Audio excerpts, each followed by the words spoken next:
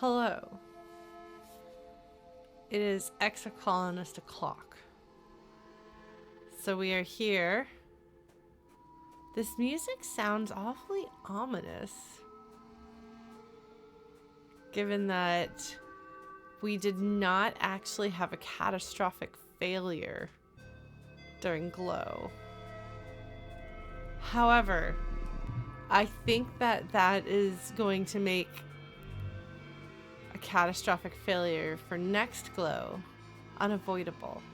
Because the stupid guy in charge, who is so clearly not fit for duties as a leader of any sort, he is making decisions kind of based on his own, like, personal feelings of wanting to be cool rather than what actually makes the most sense. And so he was like, fires the missiles. Let's see, this is me referencing very old internet things.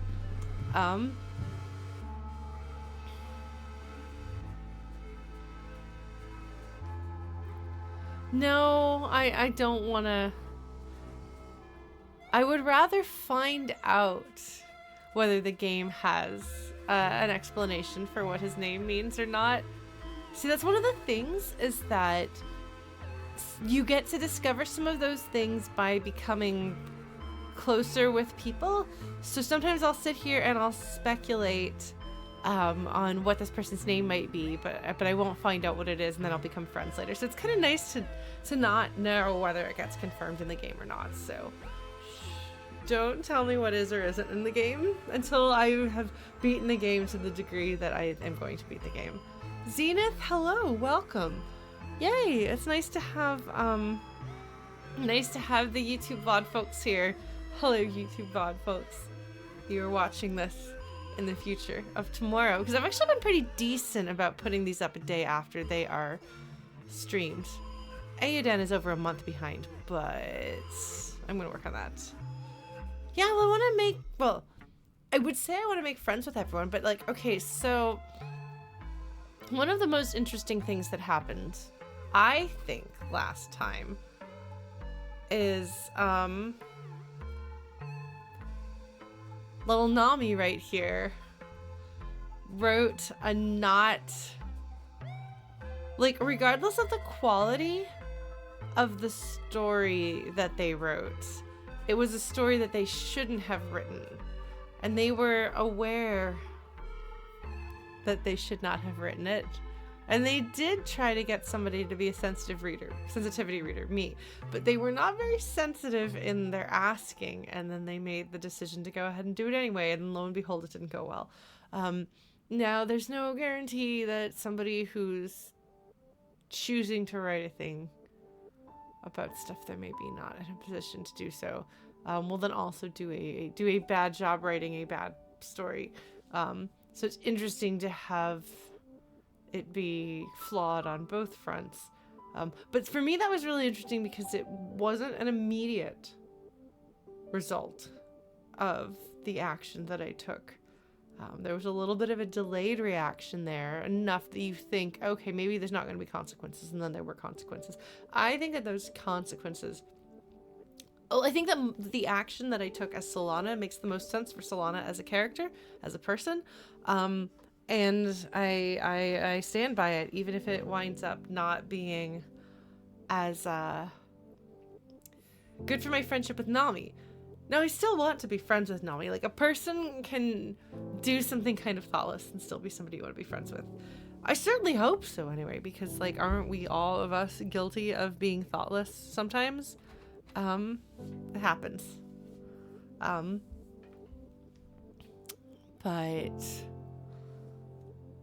anyway, so I can go around and talk to people, because, yeah, we did not have a catastrophic failure, but I did get some bravery points for Glow, so that's great. I think that means, I have a new place to go. We could go take our buffness out into the next level of wandering the countryside. Oh, interesting, Foolish Flames. Well, I'm I'm glad if I can share my perspective on things. Because that's the thing, is like, ultimately, at the end of the day, what I share and what I say and my perspective on things is just that. It is one person's perspective. You are more than welcome to disagree with me. All I ask is that you listen to and consider what I'm saying, and you look at your own feelings and beliefs and opinions and things, and you interrogate them from time to time. Sometimes we find out more things about the world around us that change the way that we think about things.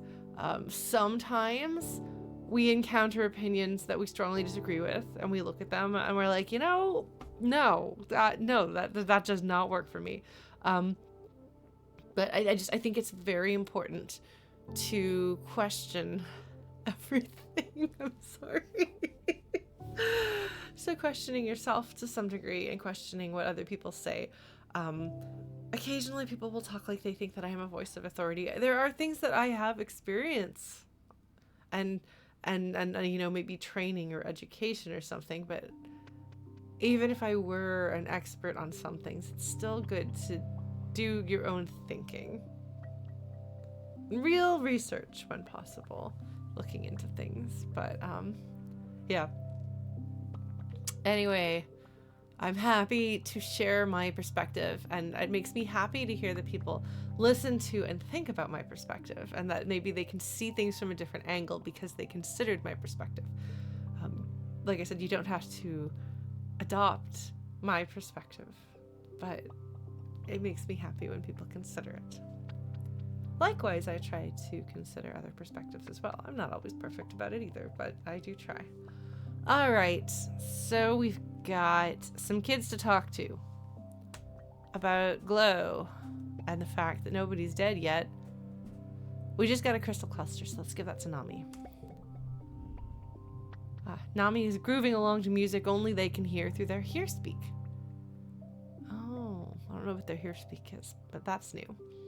They bump into you and gasp, gesturing to turn off their hear speak. Oh my gosh, I didn't see you there. Sorry. They dust you off unnecessarily. Good as new, they chirp. What's going on, Solana? I have a present for you. I'm going to give you a crystal crystal cluster. That's a tongue twister. Crystal cluster. Crystal cluster. Well, because you've got the cluck. And then you also have an L at the end of crystal. Like that. That's a bunch of sounds that go badly out of your mouth at the same time. Anyway, I'm sorry. I think too much about these things.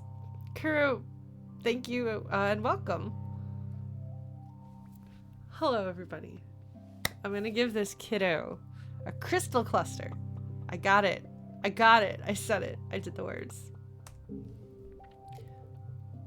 Okay, Nami makes a sound of appreciation and holds the crystal up to the light. Wow, it makes rainbows. It's perfect. Thank you so much. All right, they are a cute kiddo. All right, Rex, it's a new season. That means we're going to have a hug. Oh. You're standing around gossiping with Rex when he suddenly goes quiet. You turn to see a group of teenage soldiers from the Helio staring back at you from across the courtyard, scowling in derision. Don't pay attention to them, Rex mutters, turning back to you.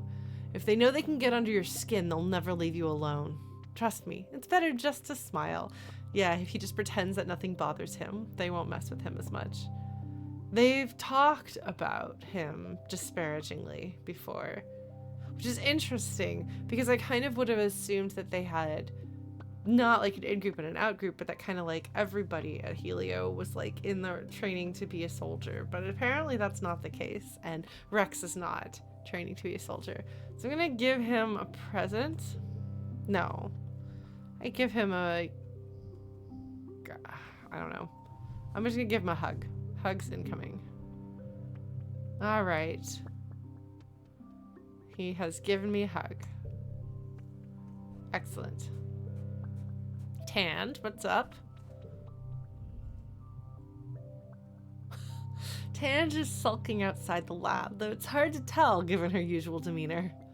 I'm not allowed to work a triple shift, she mutters. Just because everyone else is a weakling who requires sleep, it doesn't mean I should be held to the same standard. Oh no. Alright, Tange, you ready for a flower? I'm gonna give you a flower. Flower. Alright. Will not make her uncomfortable. I could give Rex a gift. Oh my god, hold on. Folks. I just had a thought.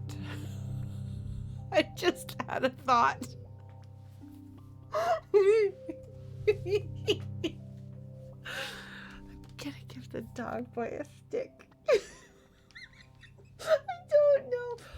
I don't think so, Whooper, because Rex himself leans really heavily into the dogness. So I feel like this is just reflecting characterization. Let's give him the stick. Thank you, Chrono. I'm glad to see that somebody is referencing a what's it called? The G.I. Joe thingums. Those thingums. The thing. Yes.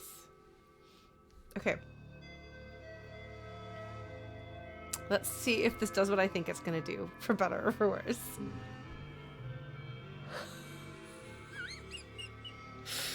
Oh no.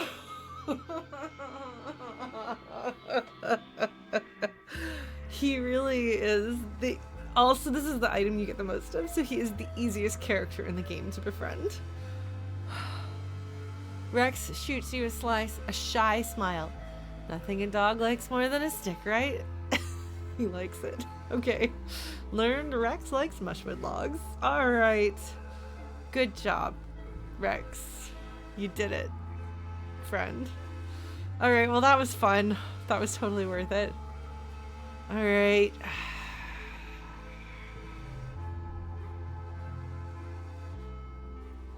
Mars throws a bulging tote bag onto the ground. Out with the old, she announces. All of these are ready for the textiles recycler. If you want to go through them, go for it. They're all so last season, so they're perfect for someone who doesn't really get fashion like you. I can't wait to get some new clothes. It feels like I've been wearing the same thing for years. See, that's a funny joke, see, because like they have the same character design for a few years. It's funny. Oh, I can't gossip with her. My persuasion is nowhere near close enough. That's for the best. I don't know that I want to give her anything. I don't know if it's quite a fourth wall break, but it is definitely a reference to that. Okay, how are we doing friend-wise? We're gonna max our friendship with Tange. Friendship with Nami took a hit. Cal doing alright. Dis doing alright. Rex is gonna work his way back up. We've only got a few years left. We're like over halfway done with the game now, so well, we'll see what happens. We'll see what happens. All right, Cal. I don't get it, Cal says, leaning on the fence and looking out towards where you can both see the soldiers milling around the garrison. Killing that alien when I was a kid was the most horrible thing I've ever done. And those assholes treat it like it's no big deal. They want to do it. He clenches his fists. They're murderers, but no one cares. Yeah, okay, so he did kill, like, nobody straight up tells you that, but you do kind of read between the lines, and I'm glad that he is saying it here, that killing an alien, like, that is what he did, and he was really upset about it. But yeah, no, they are a problem. The soldiers are a problem. Military is scary. I'm gonna give him some food. All right, Cal. I know you're starving. You're always starving. That's good. Hi, Dad. Your dad starts awkwardly. So here's a weird question. Someone told you about the birds and the bees, right? At your blank look, he goes pink across the bridge of his nose. Oh no. You know, he makes a complicated gesture with his fingers. Pollination? How little tomato heads are made? Appalled, you quickly nod. He lets out a sigh of relief. Oh, good, he says. I wasn't looking forward to that one. Oh my god. Oh my god. Oh my god, Dad. He's incredible. I really love Solana's dad. I'm trying so hard to keep him alive and working on it. Testing on animals. Oh, that doesn't sound good.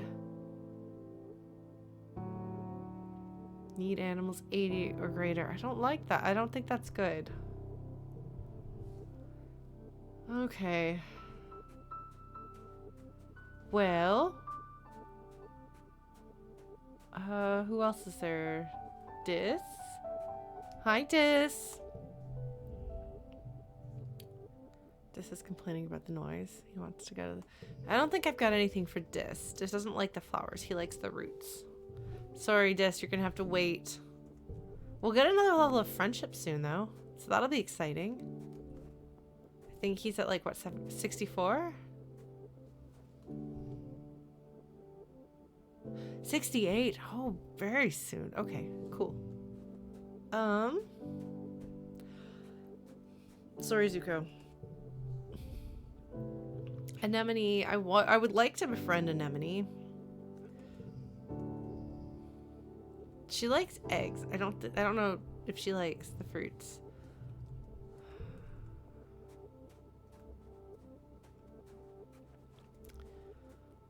I like her. I'm concerned about the fact that she's joining the military. But you know, we'll see what happens. What happens, happens, right? Yeah, well, I mean, like, Zuko, but, like, he's more of a jerk than Zuko. So, like, also, we don't have a sneak behind the scenes to see him interacting with people besides me to let me see that he's bad. Or not bad, rather. Like, Zuko would be a much less sympathetic character if you didn't see anything from Zuko's perspective in season 1. As it is, he's actually, like, the true central character of the emotional storyline of Avatar: The Last Airbender, even if the plot technically revolves around Aang. I don't think that's a controversial statement. She's 15 going on 16, just like me. All right, let us go survey the ridge. +2 perception, +2 engineering. I would like more engineering. My perception is going to max out. +1 friendship with Dis. That's also good. Yeah, we might as well. So Dis does not go foraging in the valley, or is that an issue? That seems like that's a mistake because he was out there. I don't know. Well, we're gonna go survey the ridge. Oh, is Anemone a year younger than me? I'm not sure. I'm sorry. Let's survey the ridge. Actually, no. You know, we're gonna make a save because I didn't like the fact that I didn't have any actual saves last time. I only had autosave. I just had an idea for a save name that I think is funny. Yeah, so Anemone is 15. I don't know a lot about her. All right, let's survey the ridge.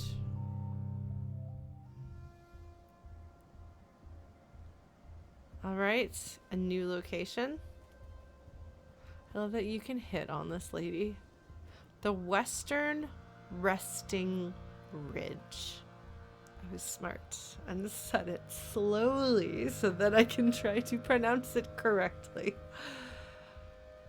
All right. Cowgirl, what's up? The only way to the Wresting Ridges is by glider. Part vehicle, part kite, and all adrenaline. You land on the rocky, broken-up spine of the nearest ridge and nearly fall over when you look down at the plummeting slope into the basin below. You are a long way up. Dis and Utopia glide in beside you.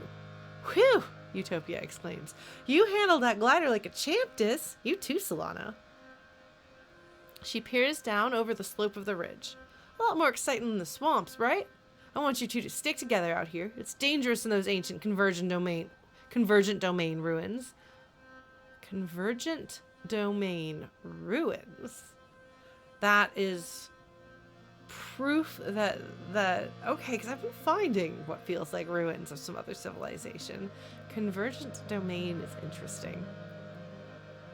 So notice they left off end punctuation here. Convergent Domain ruins. You look around. The landscape is like nothing you've ever seen before. Dry, cracked soil gives way to steep cliffs, and what little vegetation here is brittle and sharp. You can feel the dry air wick away the moisture in your lips. Wait, what the heck is that? Well, what the heck is that? Oh my god, I can say crystal stuff way down below. Stone structures in the distance. Glowing thingy on the ground, or cute little nose doing on your cute little face. I love that I can flirt with Utopia. It's delightful, but I don't want to do that because I don't think I don't think Utopia is Solana's type. I'm sorry. I love Utopia. I really do. I really do. It's a great line. It is a great line. I want to ask about the glowing thingy on the ground. The strange device is really interesting. I'm curious about crystal stuff way down below and stone structures in the distance, but I'm going to ask because I assume I only get one of these. Glowing thingy on the ground. Strange device. You point it out. Utopia gives it a nudge with her foot. Beats me, she says. You unearth the object. It's pulsing with light and warm to the touch. That's not concerning. Hold up, Utopia says. Don't just go picking things up, Solana. Could be radioactive, you know. Utopia waves her hollow palm crystal over it, then checks her interface. Huh, only a little, she concludes. Whatever it is, it looks old, like thousands of years old. We've been digging up glowing gadgets all over this region, but got no clue what they're for. You hang on to that one, maybe you'll figure it out. Oh, okay. Thousands of years old. And we're just digging up. Our colonists are not good at being colonists. I mean, to be fair,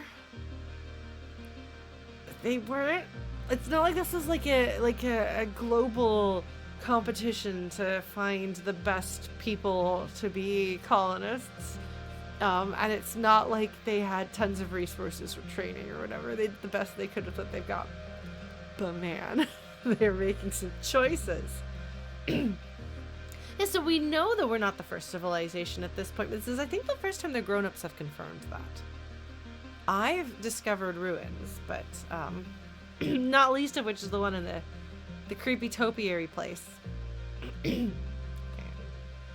And what is that? Oh, yes, I can ask more stuff. Okay, great. Crystal stuff way down below. Oh, those? Utopia says, pointing to a crystal formation so densely packed into the ravine that it looks like a sparkling river. More outcroppings of crystals decorate the slopes. They're all over the place. Be careful with them. Not sure if they're animal, vegetable, or mineral. That's the problem with this entire planet. She points off into the distance. There's a big island of them over there, like a glacier. Covers the whole damn place. Might be related to the Convergent Domain, but we ain't sure yet. Okay. And what's that? Stone structures in the distance? Well, there are buildings here, Utopia says. Traces of them anyway. Maybe 10, 20,000 years old. We sure didn't put them there. Dis lights up at the prospect of doing alien archaeology. Now, hold up. Hold up. 10,000-year-old buildings.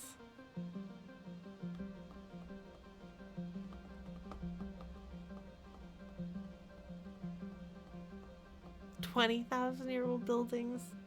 This is why you gotta be really careful about putting numbers, like actual numbers, in your works of fantasy and science fiction. That's a really long time for civilization. That's a really long time in like the history of humanity. We've checked him out, but not thoroughly. Mostly just trying to get a feel for who lived there and why they ain't here no more. Based on some glyphs, we started calling him the Convergent Domain. Based on some glyphs. Can you read the glyphs? Okay. Whoever they were, they built things to last, Utopia admires. It ain't just arrowheads and cave paintings. There's real architecture. Machines, even. Wait, what? Tell me more. Yeah. Yeah, no, this is definitely not prehistoric. Whew.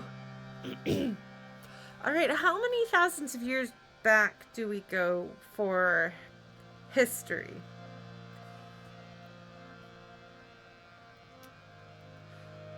Like, I know we've got records of history for... Like, I feel like 7,000 years is a lot. The pyramids are 4,000 years old. I thought we had some things that were older than that still felt like recorded history rather than, like, prehistory. Because we do have, like, evidence of humans longer than that, like cave paintings. Okay, so the Sumerian language dates to about 5,000 years ago. There are some ruins of buildings that are maybe 12,000 years old. Okay. So, documented history, we've got about 5,000 years of. That sounds about right. 6,000 years-ish. And then there is history older than that, maybe, well, there's society, civilizations, human communities that we can find older than that. And then much older than that. And eventually you get to things that were pre-human, like pre-Homo sapiens, as we are. Which I'm not a historian or an archaeologist. Or whichever particular fields of specialty that this falls into. But so we can safely say, like, 6,000 to 7,000 years is about as old as human society that has been documented, that we have some idea of, like, what their culture was like, and we have things to go together, right? So when you start having something being 10,000 years old or older, like, put that in this context. Look at how much humanity has changed and just how much has happened in those 6,000 to 7,000 years of documented human history.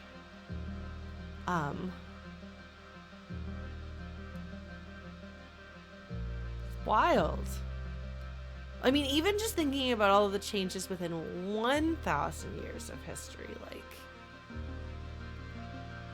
I cannot even conceive of what would happen to, like, how are there still machines that they think might be 20,000 years old?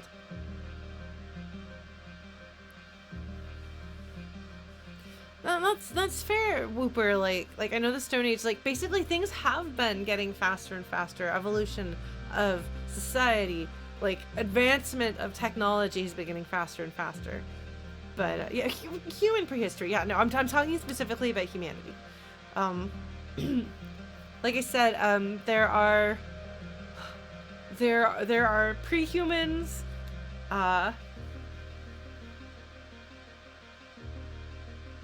But we have some very old documented history. I don't know exactly how old cuneiform is, but clay tablets with language in them, pretty old. So that's why I'm that's why I'm couching it in the terms that I am, and why I'm trying to kind of document that. Okay, so 5,000 years for Sumerian, I was giving some wiggle room because I don't know the specifics to be like, I'll give them an extra 1,000 years or so. I don't know. But yeah. Anyway, 10 to 20,000 years. Like 20,000 years. 20,000 years is too long. I'm gonna probably make the decision to throw away those dates unless this game does a really good job of convincing me why it's 10 to 20,000 years. I'm just gonna assume that that's a thing to throw away. This is a problem. Again, this is a problem with fantasy and science fiction whenever you give specific numbers. So people will be like, hold up, wait, that doesn't make sense. So you just hand wave it as something vague and then it's fine. It's like you should never give like specific like dimensions, like distances, sizes, things like that. Years of history, number of generations, things like that. I feel like Utopia would know what she's talking about, given that she is like on the forefront of looking into this. If the person who's in charge of doing this is just making stuff up, we are all in trouble. All right. So I said, wait, what? Tell me more. I wish I had more to tell you, Utopia says. Most everything we found just poses new questions. The structures read more organic than anything, so does that mean their gene tech was super advanced? As for this place, we think it was some kind of solar network for them, she says, squinting up into the two suns. Looking at it from above, you can see these big vines traveling up and down the ridges like power lines. And there's hardly any plant life elsewise, like they soaked up all the energy and made it a desert. Interesting.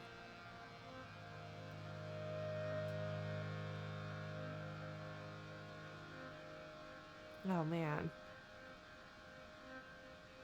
History. The history of humanity is very interesting. Alright, so...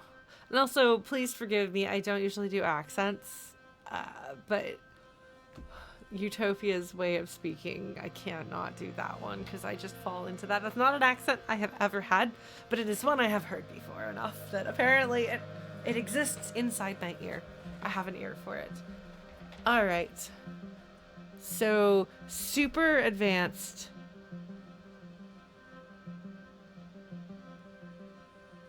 Super advanced, ancient societies. This is very JRPG. The super technology of the lost societies that came before us. They made a solar network with power lines that made this place a desert. But what'd they use that energy for, she says.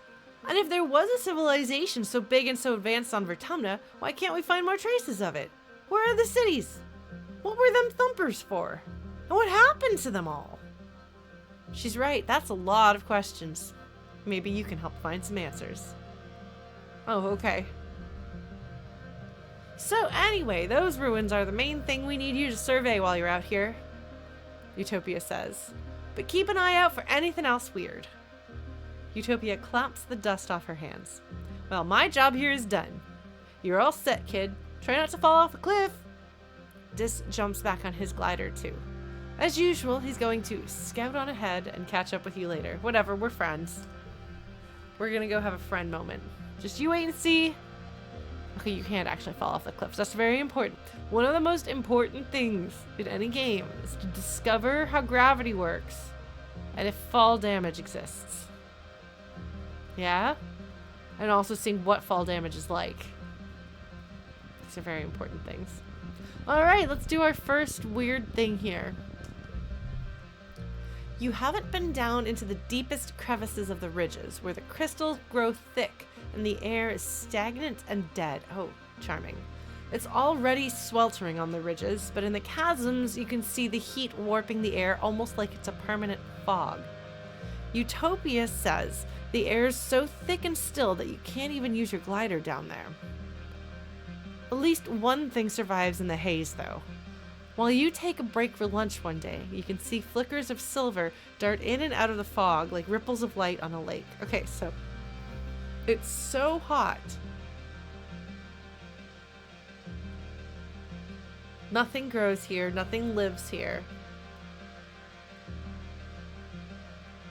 You won't go into the crevices. It's even hotter in the crevices. That's interesting.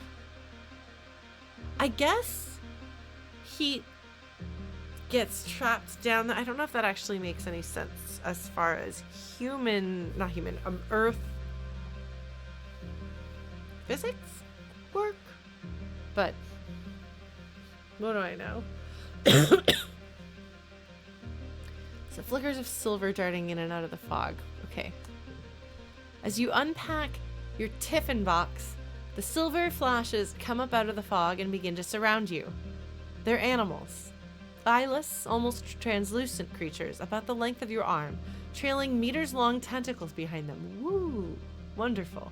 Their mournful hooting is magical and strange. You look them up on your hollow palm. Oh, air squid babies. Sophie is really good at mournful hooting. Hoo, hoot, moo. She's very sad when she hoots. Usually that means she hasn't been getting enough attention. It's a very hard life for Sophies. Alright. Let's do a perception challenge. Wait, air squid are predators. Alright, I'm being surrounded by predator babies. Cool. Sounds great. I love it. Alright. +2 bonus to straights. Which ones are straights? Other than not me.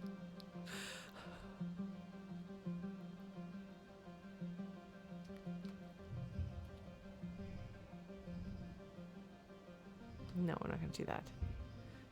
Do 3, 4, 5. Is this 18? Sequential numbers. Okay, so this is a straight. I'm never going to learn. I'm going to have to ask you these things all the time. Ah, thank you, Whooper. Whooper's here with some science. Heat rises, but on a large scale, temperature decreases with altitude because the atmosphere gets thinner. Okay, yeah, because like the tops of mountains are much colder. So I know that valleys tend to have fog form in them.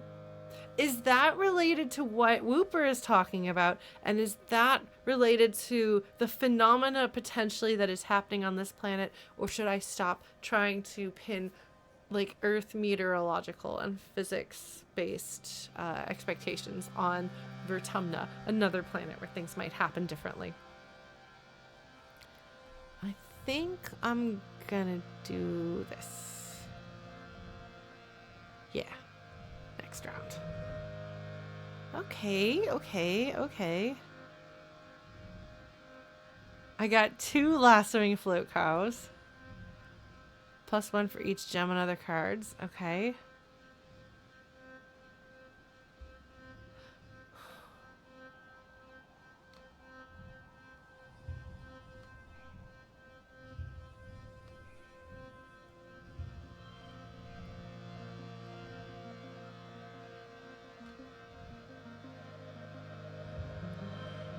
Okay, so that's 24. Okay. That's alright.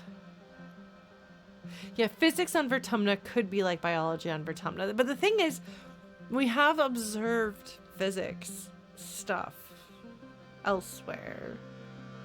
So, I don't know. Physics, I think, ostensibly is one of those things that should be relatively the same in most places, unless you're in an extraordinary situation. Alright. Next round. What do we got? 2, 3, 4, 5.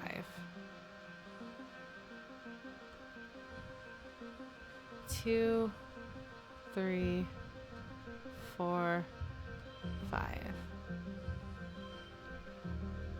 Oh no, that's still not enough. Still not enough.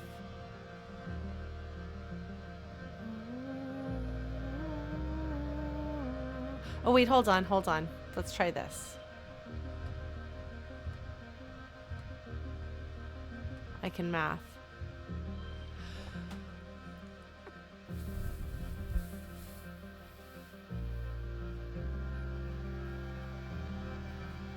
I was not ambitious enough.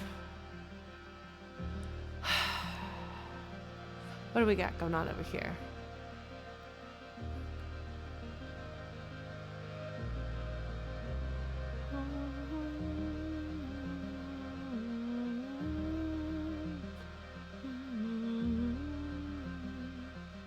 I could put this. Yeah, I could put a yellow flower on this and make this a 4, and then put this 3 in there. I think I'm gonna do that.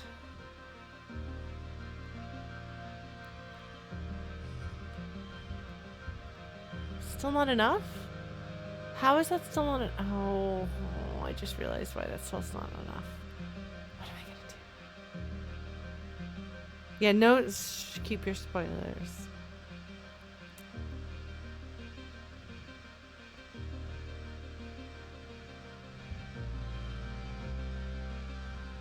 Two, 3, 4, 5. Wait, or I could do this and this. Yeah.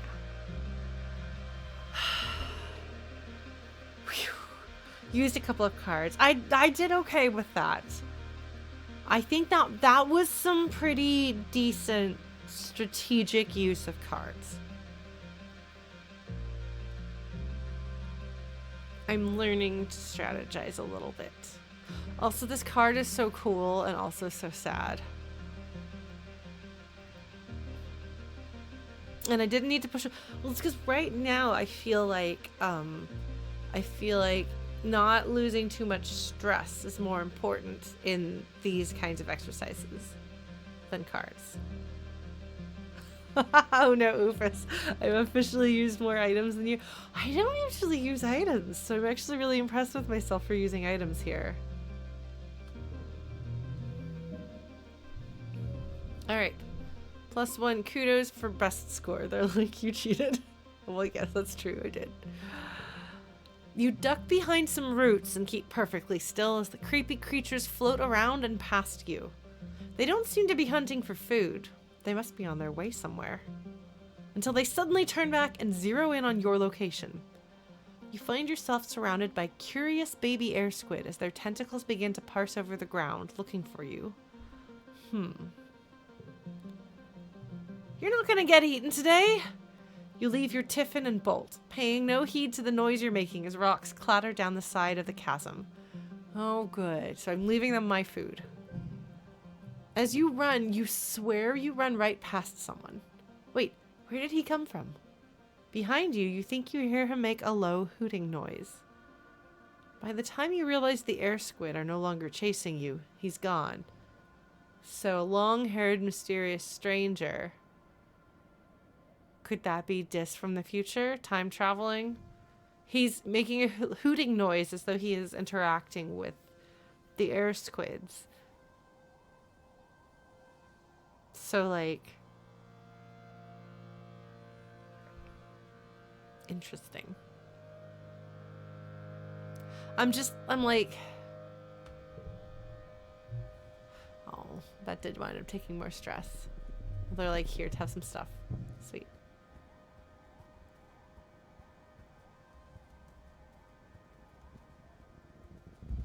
Well, because it seemed like he might have called the air squids to stop chasing you. That's very interesting. Don't want to go that way.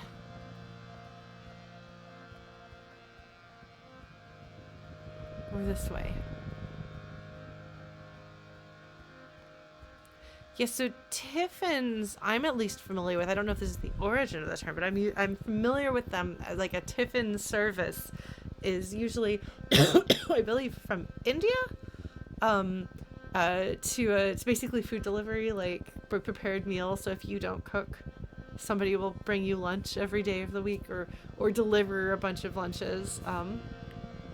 If I'm not mistaken. That's what I'm accustomed to it being, is a meal delivery service. So it's like it would be like if you had like your bento box. You know. All right, let's go to this one because I'm left-handed, so I'm going to the one on the left. The sun goes behind a cloud and you feel a light splattering of rain. It sizzles into the dry, hot ground around you, providing a little relief from the heat of the day. Then you realize you don't see a single cloud in the sky ahead of you, and it almost never rains in the western Wresting ridges. The plants here rely on nighttime dew for moisture. So I can either look up or I can run for it.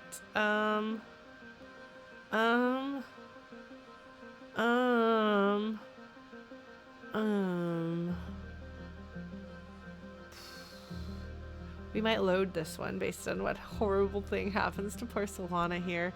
Let's look up. A herd of float cows are bobbing overhead like hot air balloons, drifting west in the prevailing winds. You've seen these creatures being milked at the colony's farms. I have lassoed these creatures twice. During migration season, their helium sacs swell to make them lighter than air.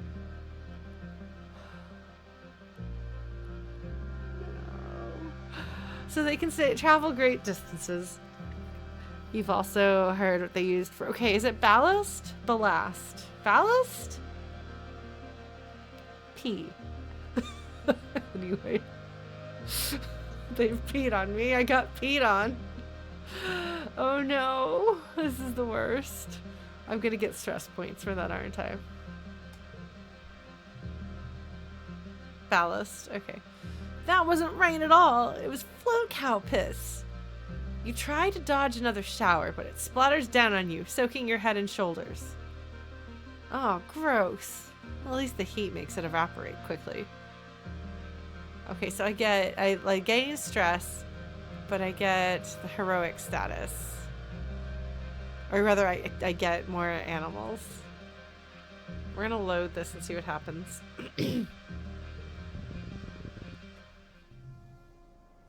Sorry, this one's not very consequential, so I'm gonna do it because I feel like it. They're gonna just run for it. Oh, shoot! Okay, so that was actually the right thing to do. Okay, cool. We got pissed on and pissed off. Yes, very good. Alright, so apparently if you run, you don't get points in animals. But you also don't get extra stress. Do I want the points in animals? Enjoy your dinner, Chrono. Don't get pissed on or pissed off. Sorry. Oh man, do I want the points in animals? Stress 25 out of 10. So that'll make that give me extra.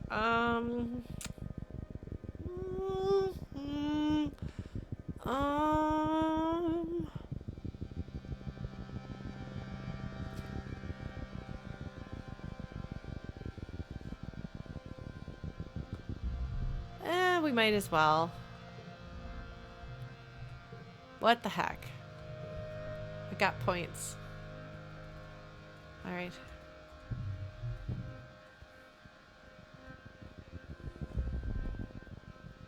Let's see. So this is going to take me another way around here,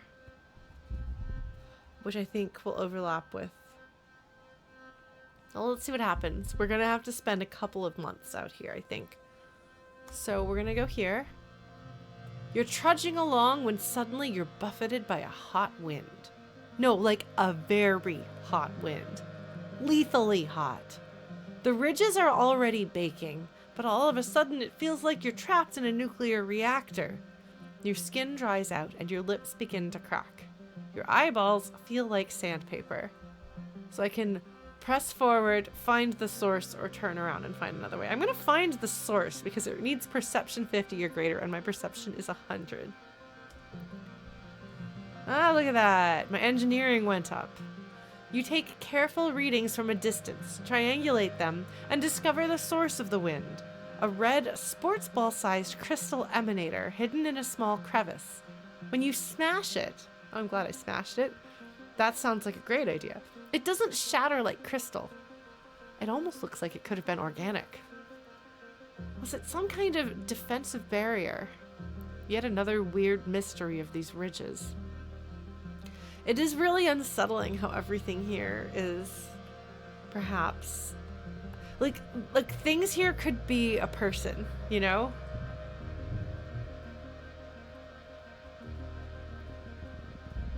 Okay, so I think that this is where it loops around. So we'll see what this one is. Oh, good. You're getting thirsty. You feel for your backup canteen, but it's missing. Somehow you lost it since you left this morning, and you're all out of drinking water. The suns are high and hot in the sky, making the ground waver with heat haze mirages. Your mouth feels dry, so dry, and your head is starting to ache. You're pretty far from the outpost. You could make it back, but that'd be it for this expedition. You'd have to go home. So I can head back to the colony, call Dis for help, tough it out, or search for water. Okay, well, I'm excited about a perception challenge. That sounds great. Calling Dis for help would be fun, but I'm going to search for water. Because that's my best idea ever. Escaping the Shimmerglade. God, that's so creepy.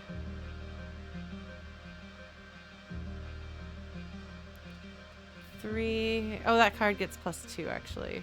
Hold on.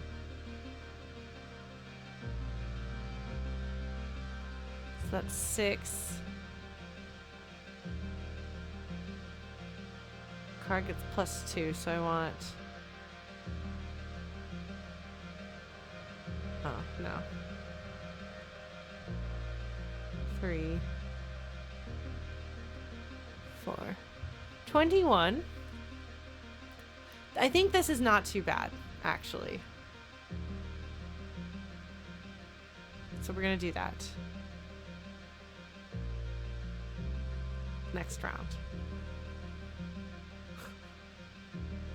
All right, hold on.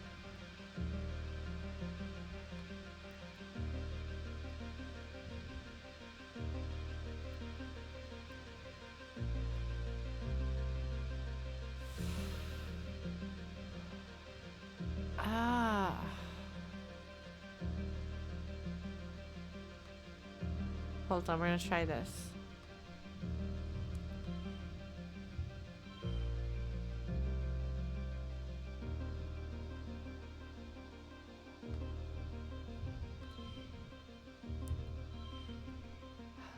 Hold on.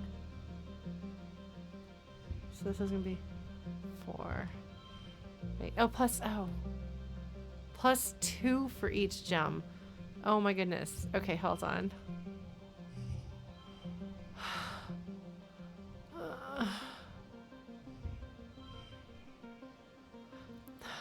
23, 24.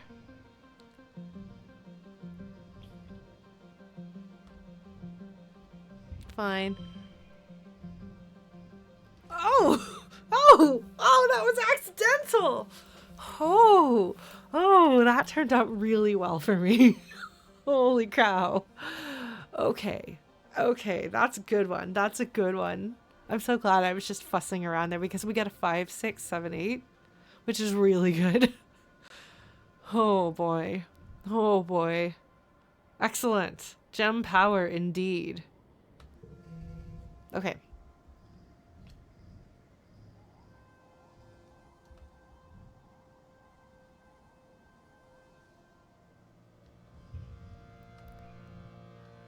Five, 4, 3, 3. I don't know if I can do any better than that. I don't know if we're gonna super gold this one. It would have been nice to super goal, but I'm not sure what else I can do at this point.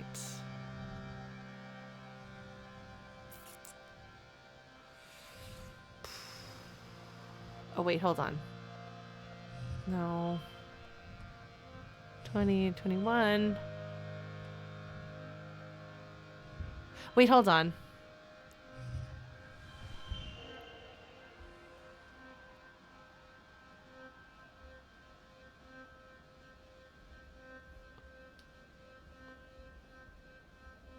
This is me grooving to my super goal.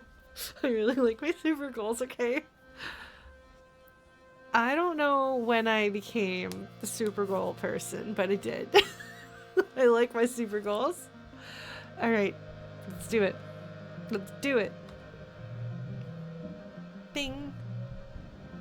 +2 perception. Oh, my perception is going to max out soon. Very nice. Alright, done. There's no natural water around, but in your search, you turn up your lost canteen. Wow, that was lucky. Oh man, I lost some stress, and I got a bunch of perception. I'm going to naturally have 100% perception by the time this is over. How did I become a super goal person on the first ever challenge? Did I? Did I really? Oh, we only have so much longer to go here, but it's fine. That was very exciting. We got, okay. We can charge on ahead. Are we doing fine? We only got one way to go now. This is gonna be our last. Yeah, it's gonna be our last, probably. It's fine. Let's do it! A beautiful little locust lands on your arm. It calmly washes its face with its forearms and vibrates its wings like it's cooling off. Aw, the poor little guy is all alone. I can befriend it or I can move on. I'm gonna befriend it. That's a perception challenge, not an animals challenge, which tells me I'm not actually gonna befriend it. I'm gonna get mobbed by a locust. I got a super goal in the first stream? I don't remember that. Good job, Past Lauren. Alright, let's befriend it. Perception challenge. Random card locked in one slot. Got it.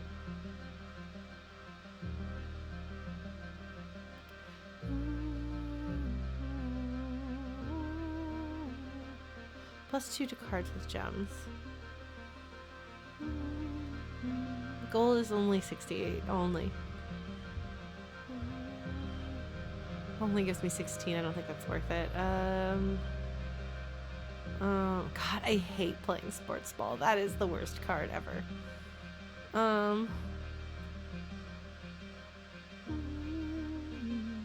Why does it say +2 to all other physical red cards, but then it's a blue card? Does it make sense? Does not make sense.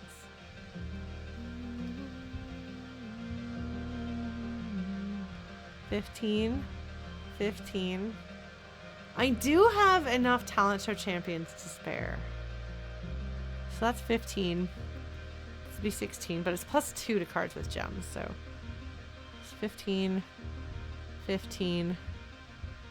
Oh, 10. No, that won't do. 15.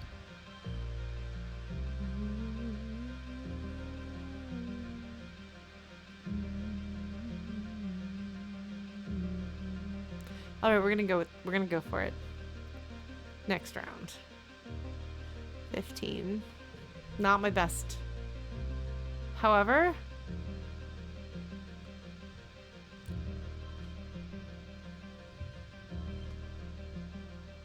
so I could do that's 24, or I could do, oh, that's only 22.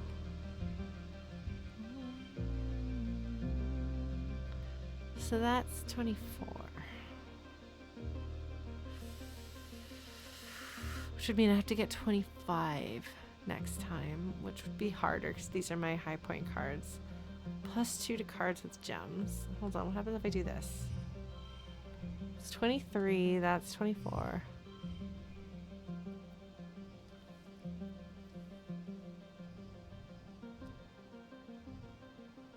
Oh, I can't put that up with that.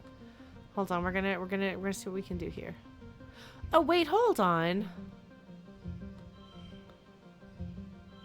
3, 3, 3, 20.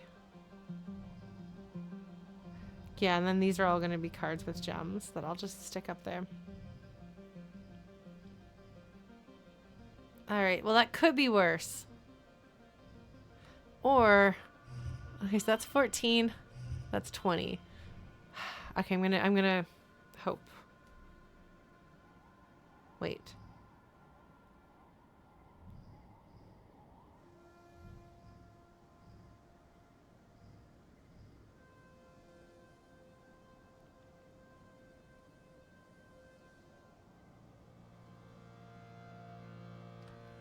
Gonna do it.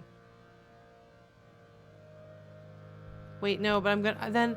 Okay, so if I do that, then that's gonna add 1, 2, 3 points, and I'll lose 1 point here because it'll be that color.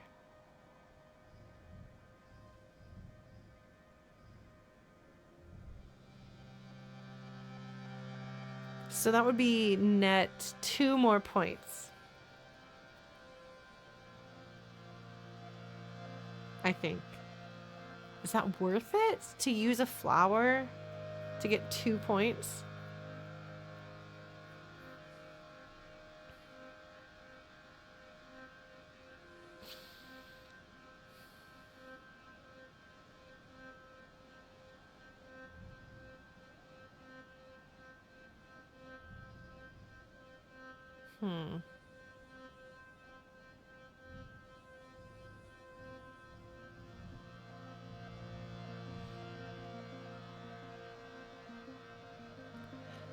Oh, that's true, actually. Yeah, I could do the log.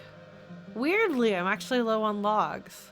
But yeah, that's 1 card that that'll maintain that point, and that will give me an additional 6 points for 1 card, which is actually pretty good.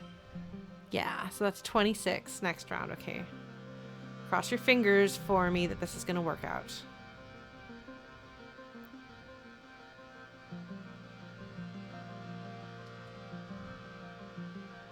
Okay, we're going to do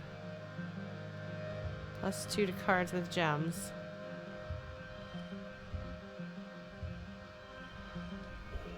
Whew. Hold on. Okay, so that's 31. That's also 31. Doesn't really matter. Okay. That's pretty decent. Okay. All right, we're going to go ahead and call it. It's not a super goal, but it's as good as I got. No skill changes, darn. But I did get some extra points in animals. You look it up on your hollow palm. It's a mask wing named because when it's frightened, it's a mask wing named because when it's frightened, it opens its wings all the way and flips them forward, making it look like a grimacing manticore. Scary! But even scarier is how much they can eat. They usually eat leafy plant matter, but they're not above eating fabric, wood, hair, or even skin. They swarm in dust and in hot places like the ridges. Great, good, wonderful. This is fantastic. I love it. They eat skin. They're going to try to eat me. Okay. Wonderful. Love it. You see something out of the corner of your eye and look up from your new friend. Oh. Huh. In the distance, you see a haze above the ground. It's the locusts. Each one bigger than your fist. These insectoids can eat their weight in under an hour. There are millions of them out there, and they'll be here soon. Your buddy takes off to join its friends, and you gotta go. You make it to your glider in time, thankfully. Fortunately, we did not get eaten alive. You come back to this place later in the week. What foliage there had been is now stripped bare. The only things still standing are the crystals glinting in the sunlight. Cool! Love it. New perk. Animals level 2 extra gear slot. Equip an additional gear. I'm gonna equip an additional gear. I think I'll do that. Shall we equip an additional gear? Heck yeah! Oh, look at that! What do I want to do?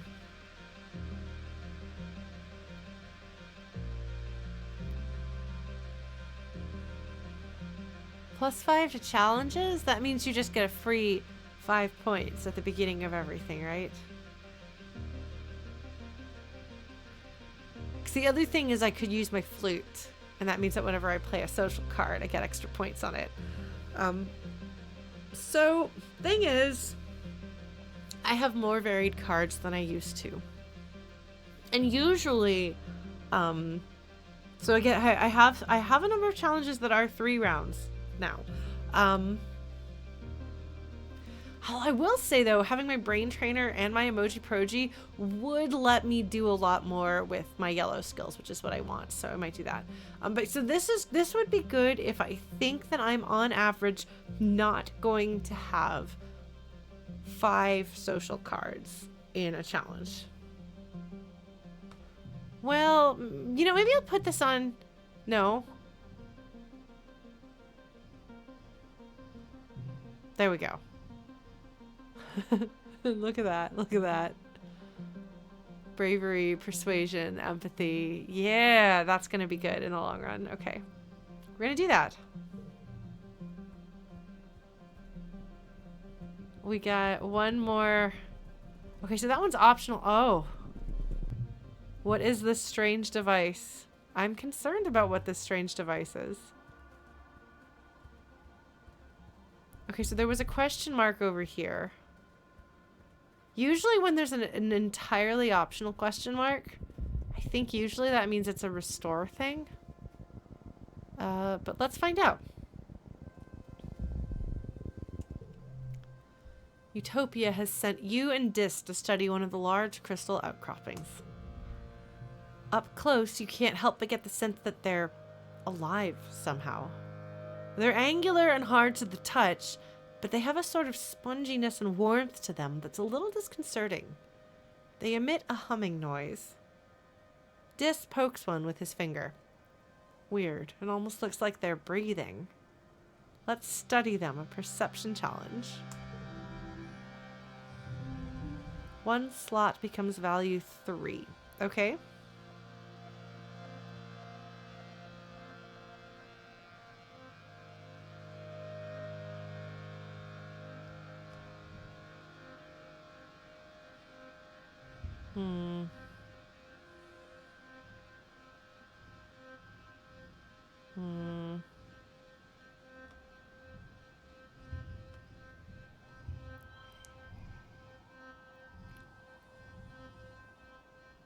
Aren't you impressed with me? I'm impressed with me.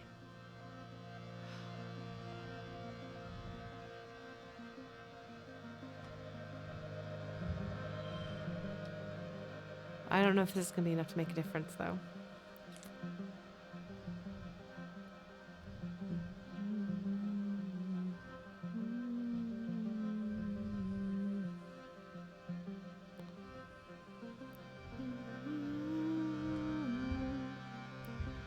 Because then I can hang on to these because these are gems.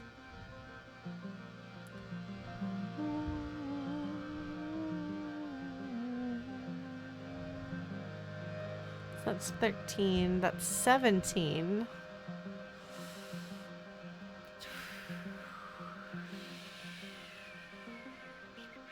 Or I could hang on to this for later. I could hang on to that for later. Maybe I'll do that.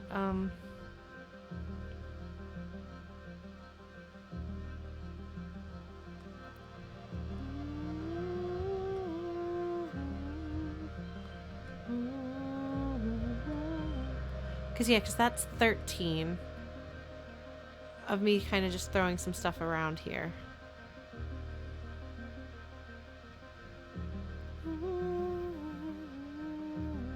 Here, I'm hoping that basically what I'm doing here is I'm hoping I'm going to get another gem card. I could do this.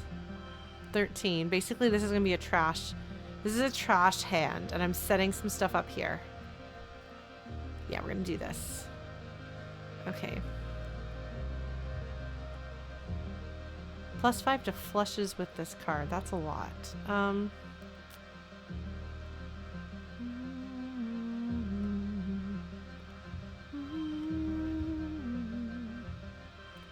21. Oh, man.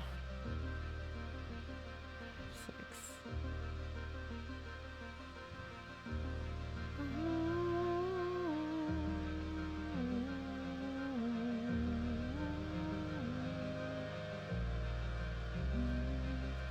I don't think I'm going to do very well here.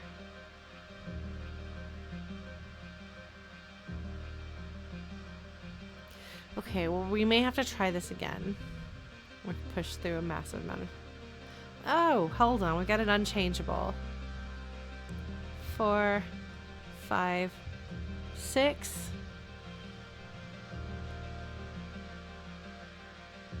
Hold on. 4, 3, 2. So that's 32. It's not quite enough. What happens if I do this? All right. Well, I think that's about as good as it's gonna get. I think that's about as good as it's gonna get. All right, folks. And I didn't have to use any cards for that. Very exciting. I got a good flush when a plan comes together. Scheming. All right, folks. You ready to win this one? See what happens. No skill changes, alas. You notice that they hum the loudest at midday under full sun. The few crystals that have grown under shaded outcroppings are less vibrant than the others. They kind of look like Convergent Domain tech, don't they? Dis says. Like the organic obsidian or the crystals embedded in the ruins. This is indicating that we may have done more exploration than we have. So I could try blocking the crystal sun, try uprooting one, or try breaking one. So if they're organic tech, I feel like blocking the crystal sun is less likely to be harmful. See what happens if we try blocking the crystal sun. On a hunch, you cover one up with some ferns. After an hour, it stops vibrating. Something deep inside it has gone dormant. The crystal turns clear, like the ones that were shadowed naturally. When you remove the fronds, its color returns. Oh, so it's like photosynthesis, Dis exclaims. But it's not a plant, right?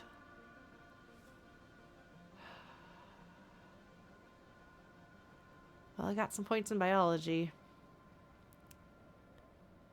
This looks like this is going to be one of those things where I might cause some trouble. But what do I know? Try uprooting one. They do indeed have roots, and they're really tough. You dig around the base of one and expose them so you can see. They're made of the same glass, but rough and frosted, and warm, much warmer than the surrounding soil. The roots go down deeper than you can dig.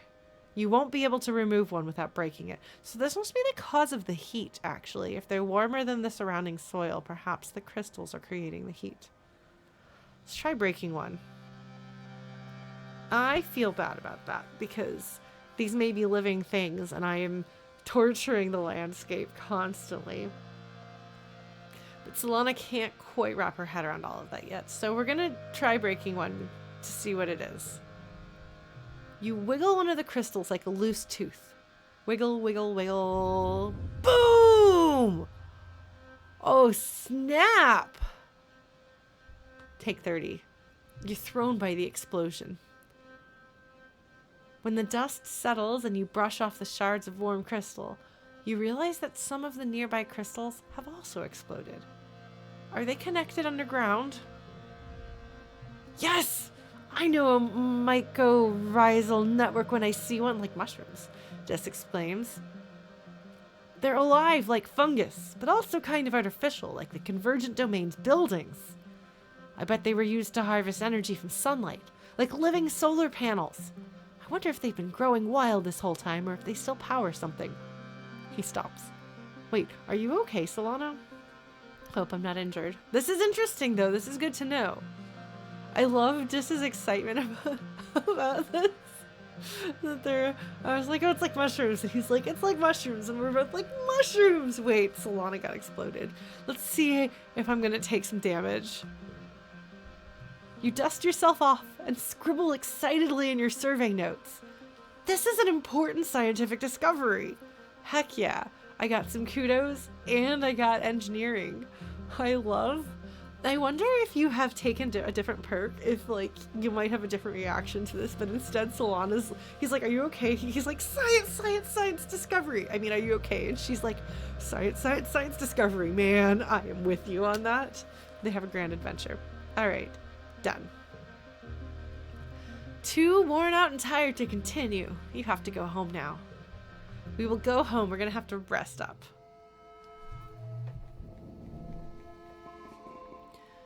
+1 perception from heroic status, so it's +3 overall, +3 engineering. My perception is almost naturally 100. That's hilarious. Amazing. That did end with a bang. No, that's true, Oofus. And my engineering is approaching 100. I'm really good at this. Okay, so somehow creativity, engineering, and perception became my 3 greatest strengths.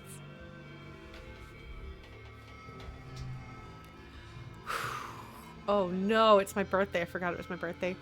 The suns rise again after glow, heralding a new year. It's your 16th birthday.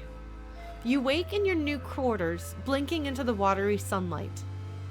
Dust motes float through the air, and you take a moment to enjoy the perfection of your bed, while you listen to the sounds of the colony waking up outside. This is my 2nd birthday since her mom died, and the 1st birthday spent in the new quarters, if I remember correctly. The previous birthday was... we were still dealing with the aftermath of Glow destroying everything, if I'm not mistaken.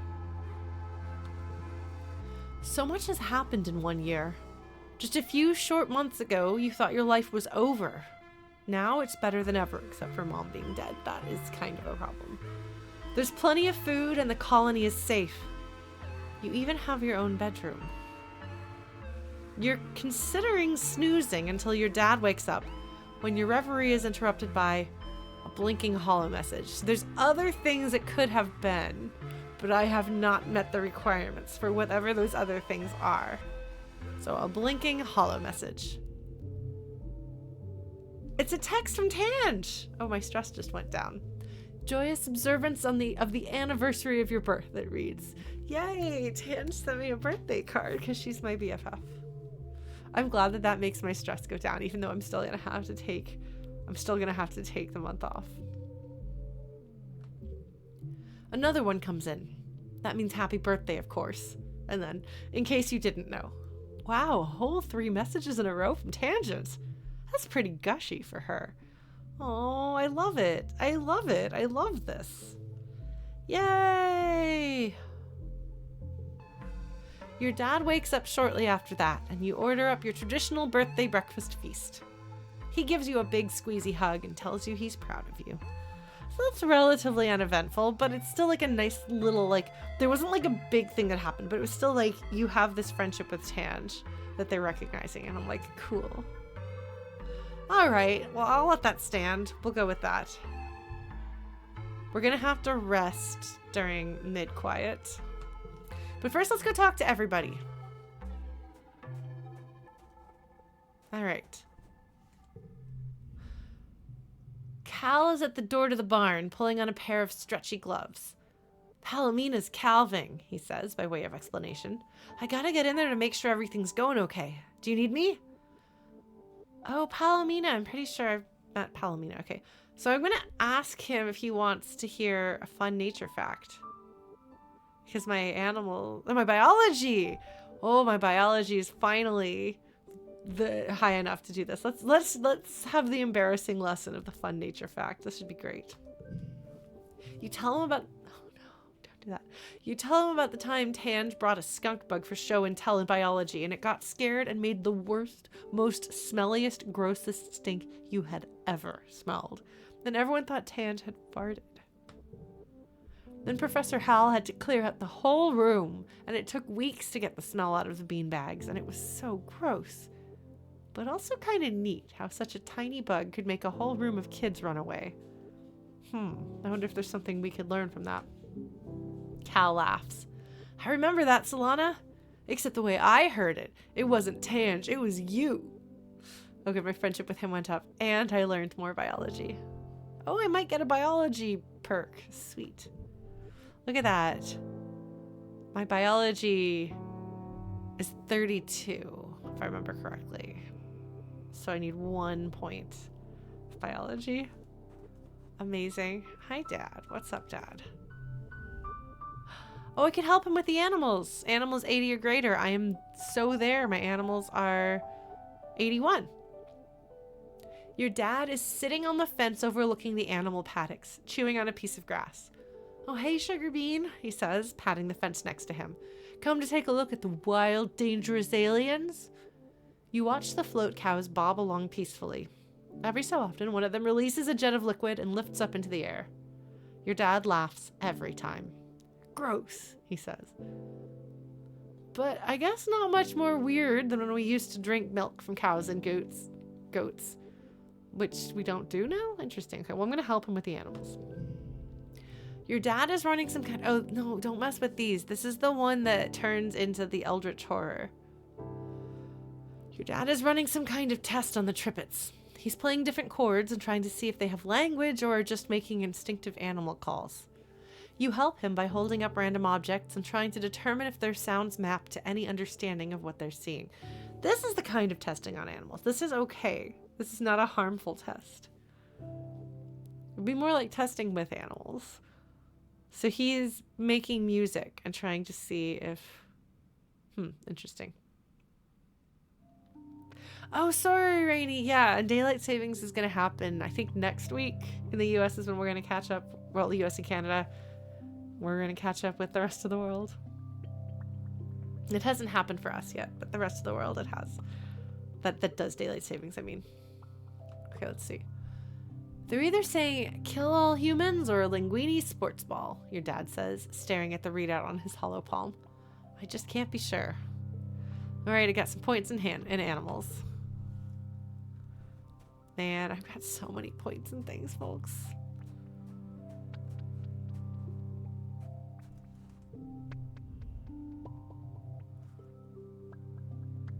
Mars surveys the colony like a queen regarding her subjects. I've been thinking about ways to improve this trash heap, she says. The problem is getting people to listen to my ideas. They still think I'm just some kid. She scoffs. As if they think of me as a child, they'll be all the more surprised when I'm running this place. Like, I've been surprised by her, like, actually having, like, leadership skills and perspective, but she still has so much immaturity. You know? My persuasion is not yet high enough. That's pretty high. But we'll get there. My persuasion is currently, wait. Okay. Maybe we'll get there. Maybe. Okay.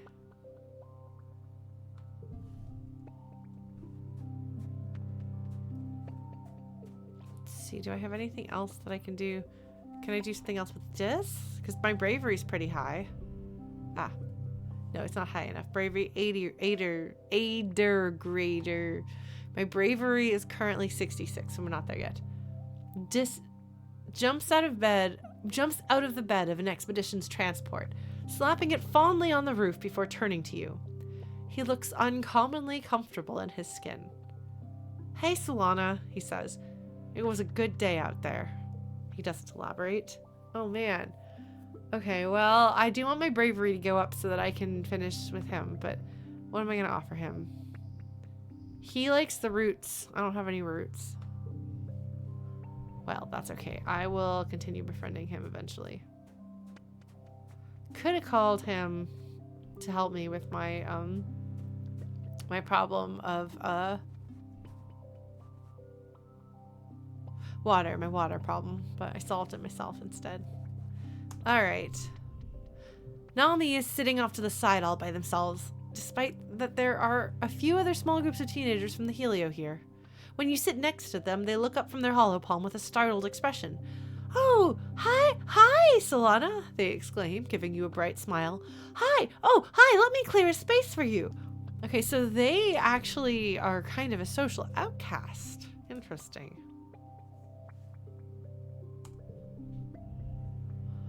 Rex is perched on a fence, his lunch forgotten in his lap as he hollers compliments at people passing by. That color looks great on you, he yells at someone. Have you been working out? He yells at another. He catches you watching and shoots you a goofy grin. Back on Earth, they used to call this catcalling, he says, shrugging. My way is better, I think. Amazing. He's dog calling. That is a really good way to start making friends, though, so it's a good good way to socialize with people, complimenting people, sincere compliments. Like, if you're just saying it to say it, it won't matter. Like, people won't respond well to it. But if people can tell you mean it, it actually, it means a lot to them. Okay, Tange. Tange barely looks up from her work. Is there something you need? She asks. I'm attempting to manifest a flow state, which is a perfect plane of uninterrupted mental stimulation. It's supposed to be quite effective for creatives and researchers. I'm a creative researcher. My reasoning is not yet high enough. 80. So close. So close. Oh man, oh man, oh man. Okay, well, I do have to rest, really. So I'll go make friends with Dis some more. Is there anyone I haven't talked to that I actually want to talk to? So, like, not Jace. Sorry. Oh! Let's see what's up with Anemone. Where is she? Anemone. Hello, Anemone. I don't have anything for you. I'm sorry.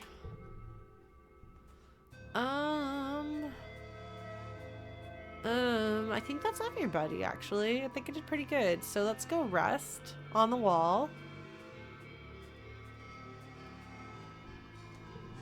Which I think you have to do through here. Yeah. Let's do this. Maybe we can forget playing sports ball. I hate that card so much. Although the fact that you can make it above 1 by putting it on things or doing stuff to it or whatever, and then it makes cards beside it more, could be useful. Okay, we're gonna relax on the walls because that's kind of what we gotta do, and then we'll go back out. Dis is staring out into the wilderness. He has his ankle wrapped tightly and propped up on a nearby crate. Instinct says I can't go out until my ankle's healed, he says grimly. Twisted it last time I was working with the surveyors, so now I'm stuck up here. You managed to cheer him up a little by getting him to tell you about his favorite places to explore. It passes the time, and you learn a little bit more about Dis. I like that. Oh, hi! Is it Lichenix? Unfortunately, I can't play horror games. Horror stories are not for me. So, unfortunately, if it's classified as scary, spooky, disturbing, that sort of thing, it is tragically not for Lauren. Otherwise, like, there's a bunch of games out there that I would probably love to play. First on the list being Omori, but believe it is too much for me. I'm sorry to disappoint. But hello and welcome. Happy to have you in here. We're having some fun with Exocolonist. This game is great. So Dis and I have both gotten injured on our last adventure. Yeah, so jump scares don't do anything for me. I was bewildered when people started telling me things about jump scares when I said I can't do horror. Because jump scares mean nothing to me. Like, I could play something that's just jump scares and I would find it annoying, but it wouldn't bother me. But I have learned that when I say horror and when other people say horror, we mean two different things. That horror is apparently a game genre, like a gameplay genre. Which I didn't know because I don't play things that are called, like, that are categorized as horror anyway. So I didn't realize that when people say horror, they think jump scares. When I think horror, I think, like, Stephen King. Regardless of whether there are jump scares in Stephen King, I will never be able to do his horror, you know? I can't, so it's why I started telling people I can't do horror stories. Because that, I think, helps people understand what I mean when I say I can't do horror, so that they understand that it's not a gameplay thing. It's not a mechanical thing. It's the content of the story that is unfortunately not for Lawrence. Cry a little cry. So, yeah. Because, like, there's jump scares in Toby Fox games, but that's fine. Like, there's moments that get you, and sometimes, if it's very well timed, it can actually really add to the experience, where, like, it's jarring and throws you off. So I think it's a useful mechanic, a useful tool to use sparingly, but can't do actual horror, or I will have nightmares. So the thing is, jump scares don't give you nightmares. They just make your heart race. That doesn't bother me. Like, the same thing happens if I do jumping jacks, you know? So. All right. Dis and I are friends. I've rested for the month. I don't want to lose either of these cards. Why are they not giving me the option to forget sports ball? I want to forget sports ball. Well, whatever, that's fine. Jump scares can certainly be cheap, but you can, if you use them very carefully, they can have a purpose that is intentional, just like any other tool in a toolbox. All right, moving on from mid-quiet to late quiet. Man, this game is so good. We're going to talk to some more folks, and then we'll go back out for our last month of heroic status to do some more exploring. All right, Nami is listening to their music. Nothing new is happening there. Rex got nothing new.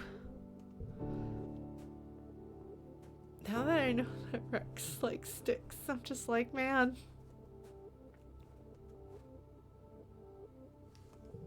All right.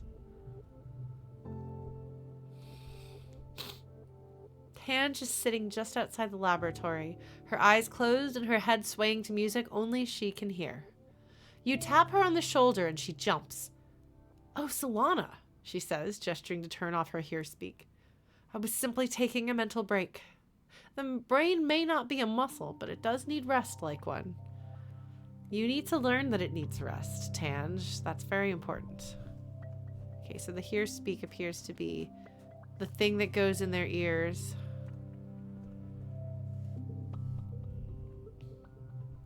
You spot Anemone talking to Vase. He smiles warmly and claps her on the shoulder, and she goes red, stammering out a goodbye as he walks away. Oh, hey, Solana, she says when you approach. Oh, good. I'm glad that he's nice to her. Hopefully that continues. She deserves someone to be nice to her. He's not nice to anyone else. He's making fun of Rex. You're a butt. I don't care about you. I will have to crack that nut later. Another playthrough, maybe. I will get through his what's the word? Walls. Alright. Too soon to give another gift. Biology. 80 or greater. Yeah, that's not gonna happen. Sorry, Cal. Anything new with Dad? Why, if it isn't the great Mandrake. I can't do anything more with Dad. I have maxed out my dad interactions. Okay, well, that's fair. That's fair. Well? Oh, look at that! Oh, did I get another round? I did get my next round of friendship with this. Are you ready for the next round of friendship with this? Let's do it. Okay. You head out of the colony hoping to find Dis, and you do, as well as Rhett and Utopia, who have teamed up to talk to Dis about something that has him scowling deeply. This is good. Great. Wonderful. It was different before the attacks, you hear Utopia say. But you're older now, and when you're on an expedition, you can get into a lot more danger than when you were just a little kid going on walkabout. When you're out there on my team, I'm counting on you to do as you're told, and to be where you said you'd be. She gestures beseechingly. What am I going to do if something happens to you out there, kid? What if you disappear one day and you're hurt and no one knows where to find you? What if... I'll be fine, Dis cuts her off. I can take care of myself, and if I can't, that's on me. That's not how it works here, Rhett says, his voice stern. You're not just putting yourself in danger out there. You're putting the whole colony in danger. I know you're a bit of a loner, son, but you have family here. All of us. We're all your family. We're going to send people out to find you, and what if they get into the same trouble you did? He continues. We're counting on you to follow directions out there, to keep everyone safe, not just yourself. What if I don't want to be found? Dis explodes, waving his arms. What if I want to be left the hell alone? Rhett and Utopia are stunned by Dis's outburst. Rhett opens his mouth to respond, but Dis talks over him. If I don't come back, just leave me out there, he spits. If this planet wants me dead, maybe I deserve it, huh? Don't you ever think about that? Maybe I deserve to die out there. Maybe we all do. With that, Dis stomps away. Rhett and Utopia look stunned. How is this surprising? They have not been paying attention to this kid. You follow Dis around the outer walls of the colony to where he's angrily pulling things out of the drainpipe hiding hole he's long since outgrown. Stupid humans, he grumbles, stuffing what looks like a bedroll into a carrying bag. They never think of anything except, oh, he continues, trailing off when he sees you. What do you want? Are you okay? I'm great, Dis mutters. Just awesome, actually. Yeah, thanks for asking. You watch him pull things from his hideaway and throw them into 2 piles. Screw this colony, he says. I didn't ask to be part of it. I don't need it. I don't need anyone. I'd be better off living in the woods like an animal. At least that's real.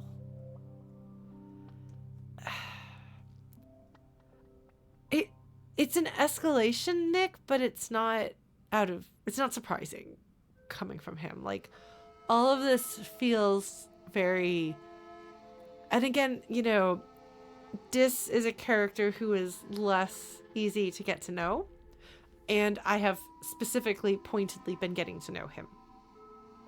So, it makes sense for, it makes sense for me and Solana to be like, this feels like something he would say. But I can see how actually somebody could even sort of have tried to get to know him, and he's not an easy person to get to know. So maybe like that is news to them. He reaches in far and pulls out a busted up looking mechanical device. His old alien communicator he made using gear he stole from Command. Jeez, he laughs. Guess I don't need this anymore. So I can either say, what do you mean? Take me with you. Please don't go. Or I understand. Do what you need to do. I can ask him to take me with him, which I think I'm going to do. Because Alright, we're going to do the in-character justification for this. Alright, you ready, folks? Buckle up. So, Dis going out on his own is probably going to get himself killed. Might not. He needs to feel like he's not alone. He doesn't need to be told his responsibilities to other people. He needs other people to show their responsibilities to him. Also, you know, Solana loves her dad. And she's got friends here. But she can come back. And he might come back too. This is not necessarily we're going to run away forever and live in the wilderness forever. But she's kind of disgruntled with a lot of what's going on. And there's been a certain degree of rebelliousness that has been permitted. Like, some of the kids aren't, doing whatever the Helio folks want them to. And so it's like I could probably leave for a month or two and rough it in the wilderness with Dis if I need to convince him. Solana, this is not healthy. You can't save somebody from themselves. But given that Solana has perhaps repeated some of young Lauren's poor life decisions when it comes to people to be interested in,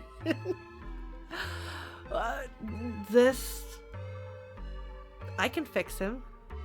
I'm gonna go with him because he deserves for somebody to show him that he matters to them. Even if it puts me at risk. This is actually not a healthy thing to do. It is important for all people to be able to receive love and support. No question. And if you are able to give people that love and support, and still remain safe yourself, sometimes putting that extra effort in, to the person that other people don't spend time on is a great thing that you can do. But the problem is a lot of times people like this, who have the tendency to adopt kind of destructive people who don't think about other people's well-being, or their own well-being a lot of times. A lot of times the people who try to fix them do not have that sense of self-worth or self-preservation to draw healthy boundaries, because there is always a boundary. There should always be a boundary. There should never be a relationship without a boundary, of any sort. The closest to that is if you are a parent, you do have an obligation to your child. But in all other relationships, boundaries are more important. And even in those cases, like, I do think that there are boundaries. I just think that a parent has more obligation to their child than most people have to other people. But there should be boundaries. There should always be boundaries. I don't like the concept of unconditional love. There are just conditions that ideally shouldn't come up in a relationship, because ideally a good partner with a healthy relationship should never even come close to that line. But that line should still exist, just in case they do. So if a partnership winds up proving to be less healthy than you thought it was, you are prepared to enforce that boundary and say, this is a line that you can't cross. I have not historically had the best track record with that, shall we say. It has had some rather significant consequences for me at various phases in my life. Solana takes after me. We will see the next time I play this game. I may try to make a character who feels less like Lauren and has less of Lauren's taste in people. I've been interested in tangents before. I've dated disses before, frankly. These people deserve love and support, but also as the person who loves and supports them, you should still enforce your boundaries. I feel like Solana is better at enforcing boundaries with Tange and has a healthier friendship with Tange. She still kind of supports and hypes Tange even when things are maybe not ideal.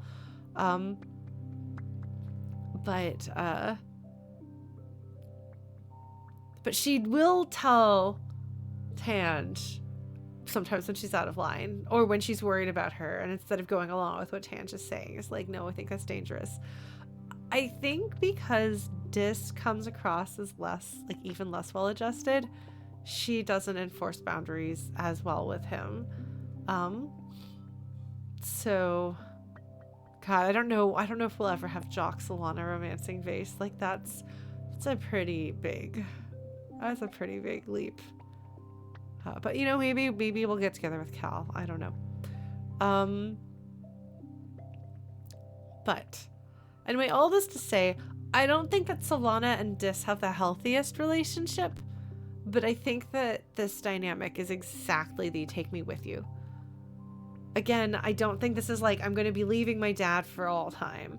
Because Solana, I think, would be aware she shouldn't do that. If only because who's going to stop him from going out during the pollen season? Oh, is that the next? Is pollen next? Oh, geez, this could be really bad. I don't know when I saved last. Oh, geez. If we actually lose a month? Well, we'll see what happens. We'll see what happens. If I have to load a save and do this differently, I will. Because I don't really want Solana's dad to die. I did save at the start of the year. And I do have a save before this, like an auto save before this. So I can always go back. Actually, that's what I'm going to do. I think I'm going to load this from my my autosave at the beginning of this conversation. We're going to we're going to save properly. We're going to put a save. And then Yeah, we're gonna do that. This is right? This is the right one. No, this is a friendship event. I know it doesn't pass the time, but it might have consequences. So I'm gonna make a save.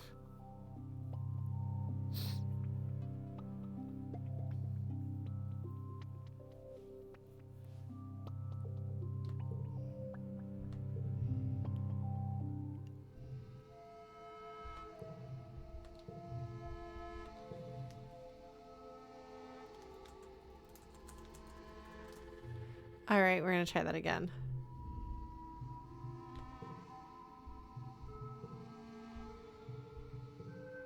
I don't know that I'll take it, but I'm making the save anyway.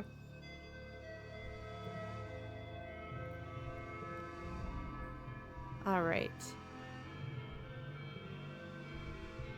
I know, but I wanted to have a safety save. So that in case something happens a little bit down the road. Like, if we go into pollen and Dad dies, I'll be very upset. So we'll see.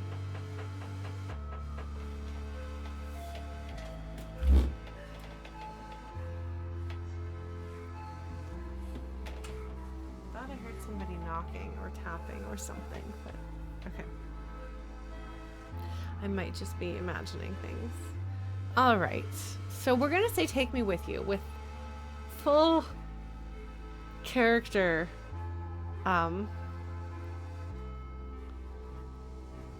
explanation. Okay. So we're going to say take me with you. Dis takes a second to consider this before your meaning sets in. What? Why? He replies, baffled.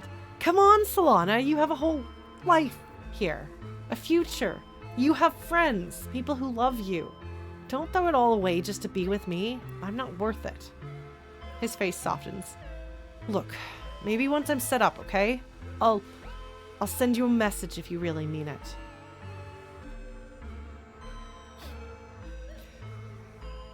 Okay, this is something to his credit that makes Dis so much less destructive than some of the people that I have dated in the past who fit this rough character archetype. He's the one setting these boundaries. He is saying, I won't let you hurt yourself trying to help me. In a way that is not... Because there's a way sometimes that people who have this kind of... the more unhealthy version of this, they'll kind of do it, but in a very like dramatic and romantic way that is intended for you to push it aside so that they can feel like they were noble. You know, they can feel that they were noble, but you still romantically chose to be with him despite that. Disfortunately, and to his credit, is not doing that. There is some degree of lack of self-worth here, which is kind of underlying a lot of his issues. He and Tange both hurt really badly from some, shall we say, very early traumas, as well as being a little different from anyone else in the colony. But the boundary that he is setting, where he is saying, like, I can make the decision to do this stupid, dangerous thing for myself. But I care about you, and I don't think this is a good idea for you, so I will not let you participate. I love that he thinks about that, and then he's like, wait, is she interested in me? So he's actually gonna do this. He's actually gonna run away, I guess. That's concerning. Let's see what happens, though. Dis finishes packing up the stuff he's going to keep, which barely amounts to a full backpack. He straps it onto his back and nods at you, determined. Did I ever tell you my full name? He asks, seemingly randomly. No, you didn't.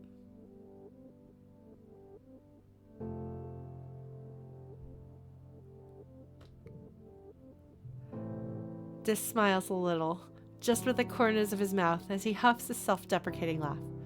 Yeah, I probably wouldn't have. It sucks, honestly. It's dysthymia. Doesn't that mean reasoning? Here we go. Poor kiddo. Yeah, Dis says. It means being sad. What a joke, right? Who names their kid that? He shakes his head. Aunt Anne always talks about how babies make everyone happier. Was my mom sad before she had me and Tange? Or did having us make her sad? His smile twists. Was it me? Was I the reason? She named her kid Sadness. Depression. Poor kiddo. Dis scuffs his boot in the dirt.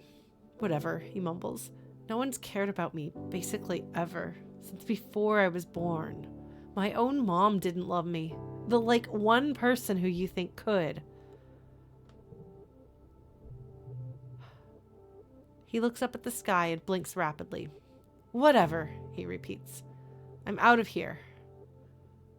Thanks for everything, Solana. You're the only good thing about this shithole. I'm gonna miss you.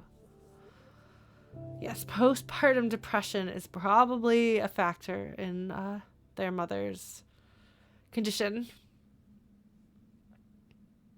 It's a very real danger. It's really not a good thing. Yeah. It can get really bad. No, it's true. It's really, really concerning. People should have a lot of support during and after pregnancy. And society is not set up to do that. And it's scary, frankly. You know? So yeah, if you are or plan to become pregnant, please make sure you've got a safety net.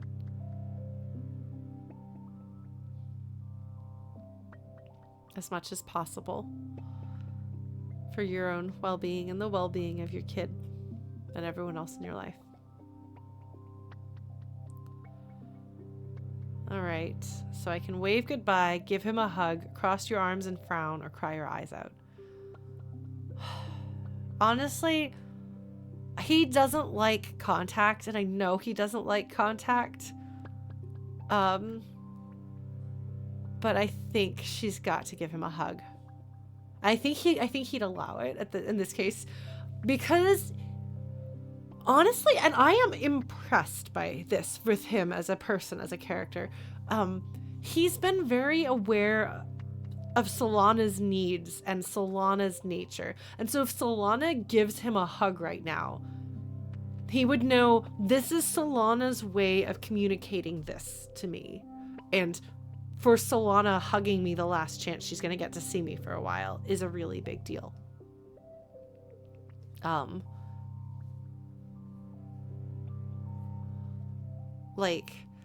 think that he would be, it's like, even Murderbot has circumstances where it accepts a hug because it understands that the hug is important, even if the hug is it's not its favorite thing in the world. Look, I can reference the autistic robot when I'm talking about the autistic other character in the other story. I think that they would get along. I'm just saying. Yeah, Solana can be a little selfish here. And I think, given the amount of empathy that Dis has shown so far, and understanding of her, I think that he would take her hug in the spirit in which it was given, and recognize that because he cares about her, he clearly cares about her, he would give her a hug back in return. So I'm going to give him a hug. Oh. No, he doesn't like that. You throw your arms around Dis, who grunts and pats your back awkwardly. He doesn't relax until you finally relent and let him go. I kind of want to go through and try something else. I'm sorry. I know it's not consequential. That is what she would do. I thought he might. He tolerates it, but that's fine. You watch him disappear between the fungal trees. Within minutes, he's out of sight. You're getting ready for bed later that day when you receive a colony-wide announcement through your hollow palm. It reads as follows. Colony notice. Reminder that there are to be no unauthorized trips outside the walls without prior authorization from Expeditions Command. Anyone caught in violation of this rule will be punished. This includes going for a walk. It is dangerous outside the walls and is only to be done by trained and armed personnel. Thank you, Command. Okay, so Dis is going to get in trouble. He's going to wind up being caught and in trouble. That's concerning. All right. How about that? You send Dis a message. Question marks. Just a whole row of question marks.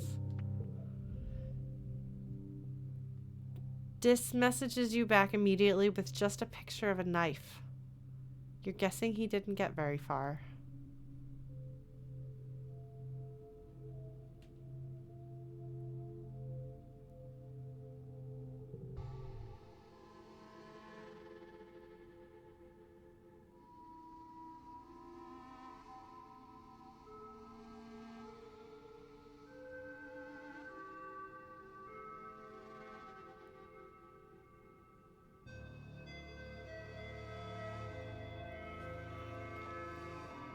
Alright, that's really, really unclear. But I have some concerns about violence or self-harm. More concerned about the self-harm side of things right now. And he's here, so they caught him.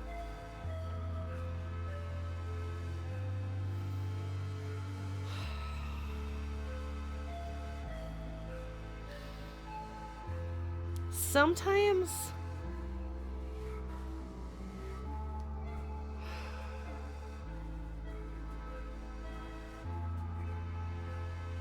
man,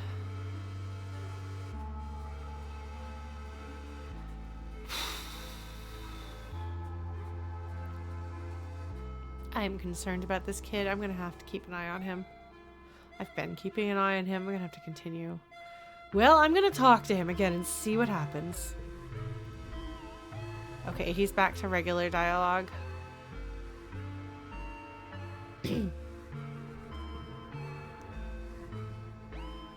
Okay, hold on.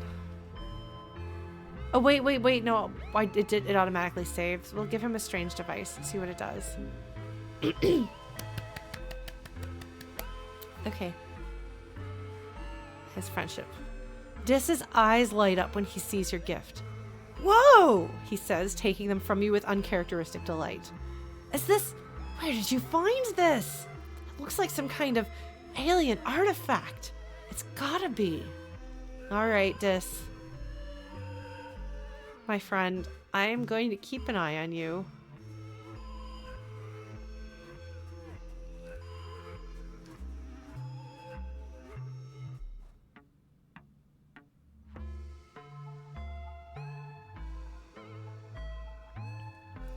Okay.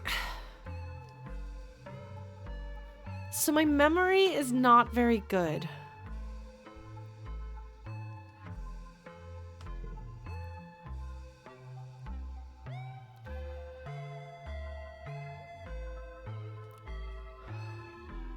Do we know the circumstances in which the twins' mom...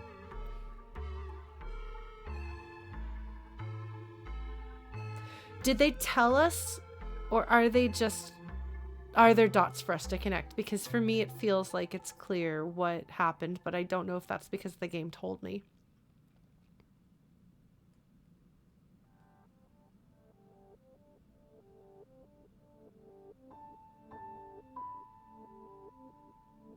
Did they say it outright?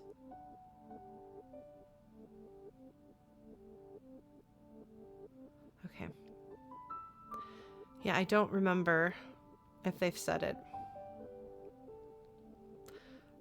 But they are kind of, at the very least, drawing dots to connect to make it seem like the loss of the twins' mother was a suicide. Because I believe one of them said something to the effect of like, basically, wasn't I enough to keep her here?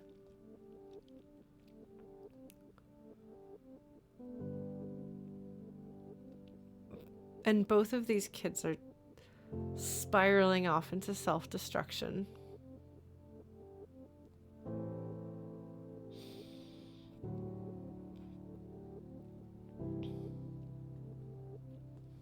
And yes, self-harm and mental health issues can carry across generations, and traumatic experiences can cause damage.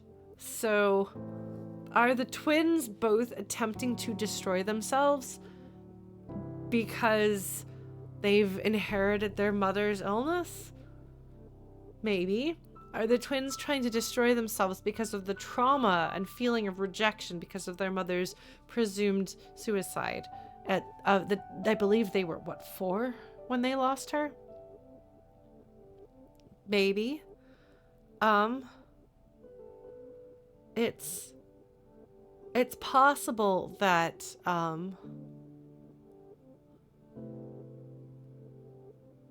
like, little column A, little of column B. It's really, really sad to see the two of them both so hurting, and in a way trying to protect themselves from hurting more, trying to protect themselves from further abandonment or vulnerability. And to know that probably their mother was a lot like them, because they have a lot of similarities between the two of them. And that it was probably also due to a combination of trauma and mental illness for her as well. It's really sad. So, if for nothing else, if you are looking for reasons to convince yourself to continue getting out of bed in the morning, no matter how hard it is, preventing trauma in other people is a fine reason. If that's a reason, you got to feed your pets and you don't want to traumatize people. If that helps, because it does traumatize people, and you mean something to people. Doesn't matter who you are, there's somebody out there. Even if you feel isolated and alone, there's somebody out there who knows you exist and cares you exist, even if it's in small ways. Even if it's just the person who sees you every day on your commute and they've given you some silly little nickname based on the shoes that you usually wear. And you have become a familiar and welcome part of their routine. They'd miss you.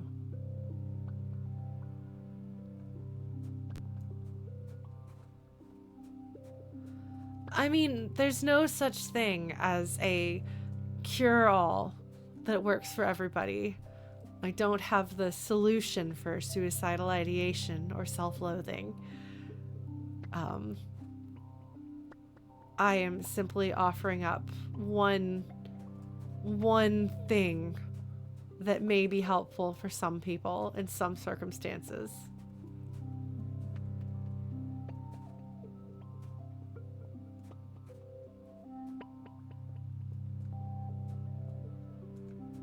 As always, if something I say is not for you, you are more than welcome to not take it.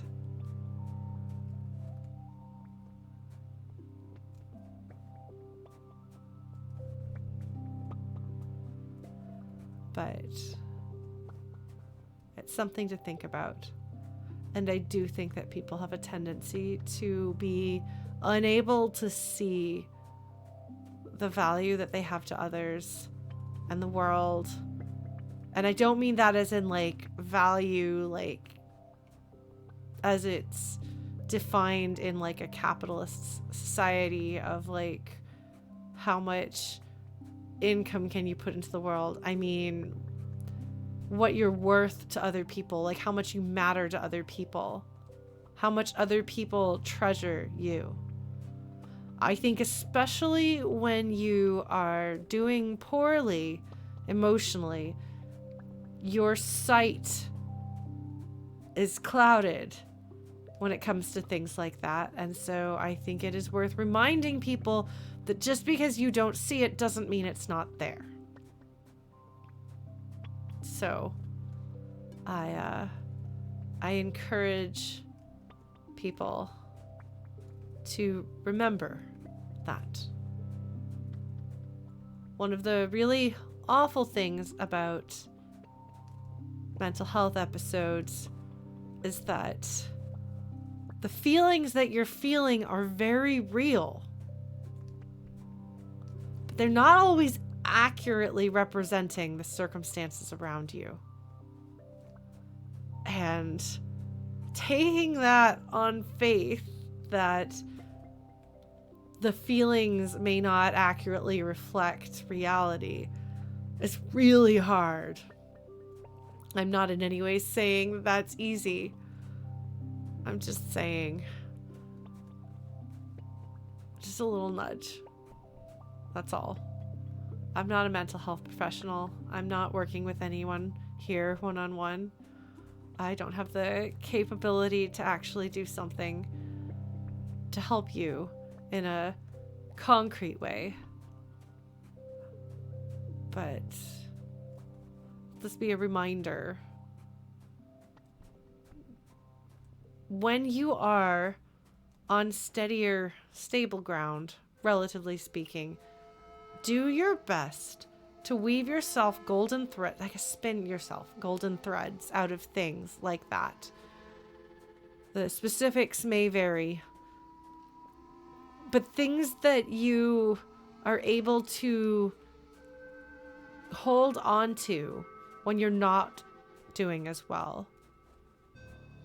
That's part of why it's so important to come up with a support network before you need it, because it is very hard to seek help and get support when you are most in need of it. So it is good to put that in place when you are not in crisis. Likewise, when you are not in crisis and your vision is less clouded by the call of the void, shall we say, it is very helpful to try to come up with what those golden threads tethering you to the world will be, so that when you need them, they are already there. And they may not be foolproof, they may not be perfect, some of them may snap, but some of them may hold, and that is worth it. So do what you need to do.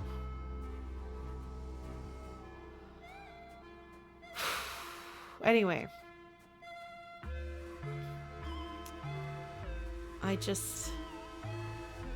I'm sorry. I don't know if that's exactly where the game meant to go with that knife, but that's where we went.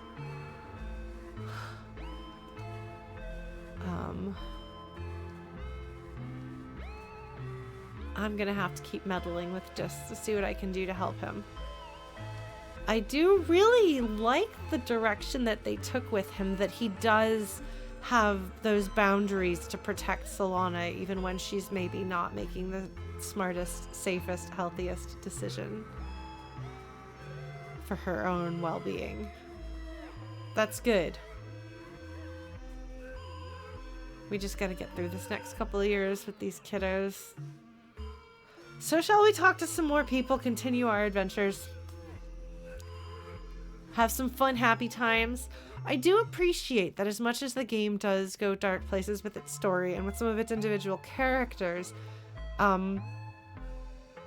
they do have lighter comedic moments and lighter and comedic characters, although one might say that Nami and Rex are the two happy-go-lucky, haha, fun times characters.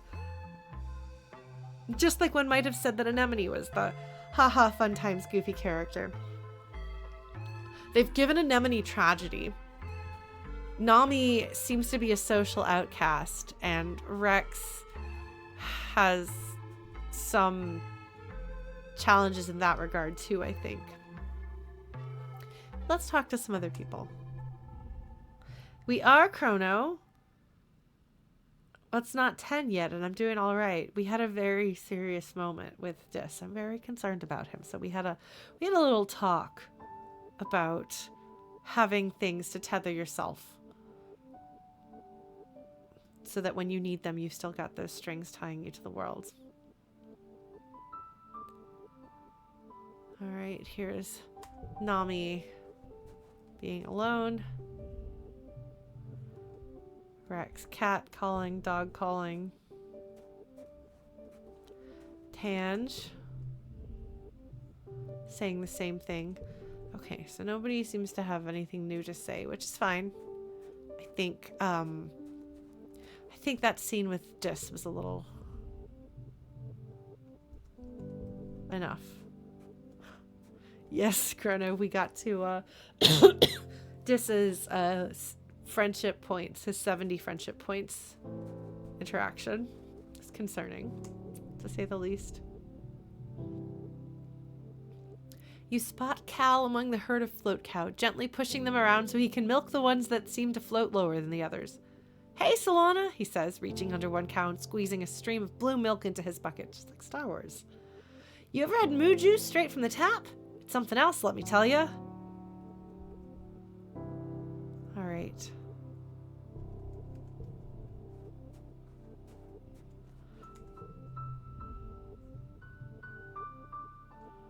All right, Dad is playing cards. All right, we are going to go further adventure outside. I think I've talked to everybody there is to talk to. So I think we're ready to go here and do this. Let us go back and survey the ridge.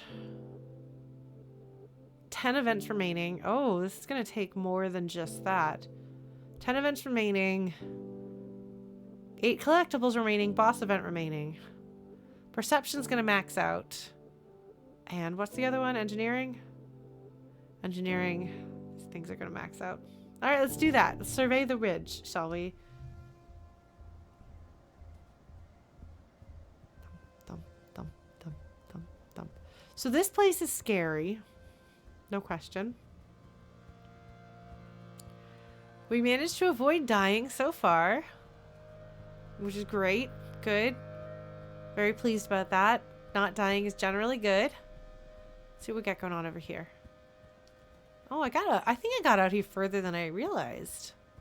Or else this is bigger than I realized. Alright, yeah, just skin eating bugs. Almost thirsting to death. Like losing my canteen. Some other things. Well, let's have a good time. You come across a particularly flat area. A large field of obsidian. Well, obsidian is the only word you have for it, but you've never seen obsidian this bright. It's like a rainbow's trapped underneath its glossy black surface. Like the entire ground here is polished black opal. That sounds gorgeous. I like rocks and minerals. The field glints under the sun at certain angles, momentarily blinding you. It looks slippery and shiny. Okay, we've got a bravery challenge or carefully walk around the edges. Okay, so I could skate on through it or carefully walk around the edges. I mean, I would love more points in bravery. But perception is kind of the thing that I do.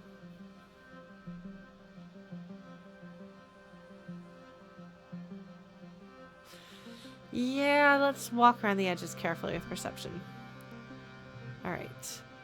Engineering. You find a patch that is a little different and take some readings. You confirm the material is not natural. It must have been created by the Convergent Domain because it's the same stuff they made the thumpers out of. Silica mixed with some trace organic elements. By looking at striations in the cliff nearby, you determine that this entire region used to be covered in a thick sheet of this dark glass rock. In most places there is now a layer of soil over it, but if you dig down far enough, you'll probably find this layer everywhere. Like the whole place has been glassed.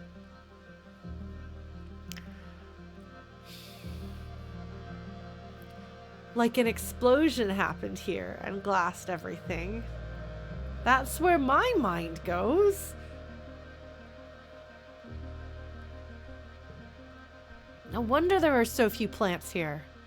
The Convergent Domain must have paved this area to discourage plant life from growing. All except for the crystals, which seem to sprout happily from the obsidian pavement. I got a point in reasoning. Very nice. Okay. Well, we will slowly work our way through here. This place feels really dangerous. Then again, every location feels really dangerous when you first get there. They do a good job of getting across how scary and dangerous this world is. Okay, so there's one here. What's over here? There's another path. This one's got a flower. Let's see. There is a strange heat haze shimmer across the path ahead. Oddly, it doesn't clear up as you get closer. The mirage effect is very strong. The refracted air makes it look like there's a pool of water on the ground and plants waving around it, but something is just off about the illusion. You can't put your finger on why. Let's investigate. Perception challenge. I love that my perception is technically maxed out here, and these perception challenges are normal difficulty. Still hard.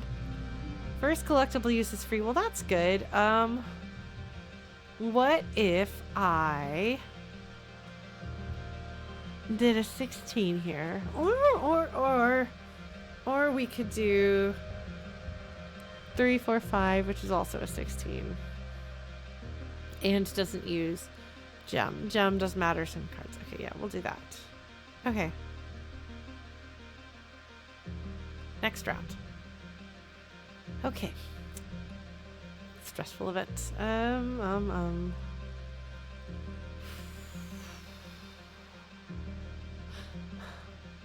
mean, I could do this. And then do this. And then do this. Oh, hold on. No, we could do this.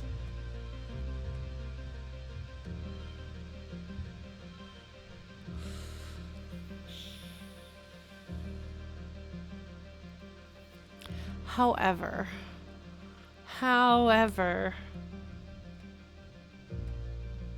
I don't know that that's a good idea.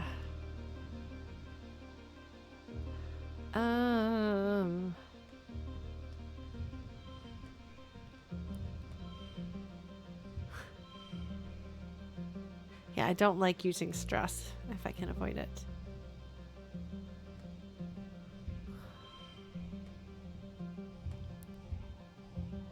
So that's 14.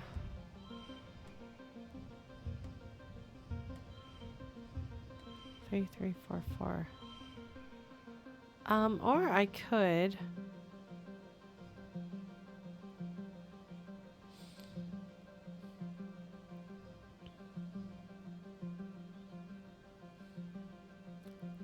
Yeah.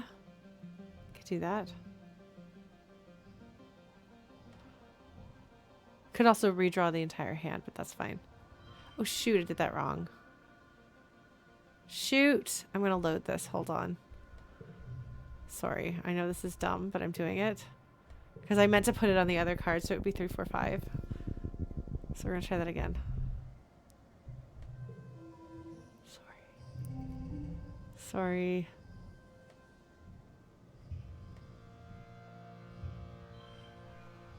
Oh, we could do that. That's 16. 3, 4, 5. And then we could do another. Yeah, let's try this.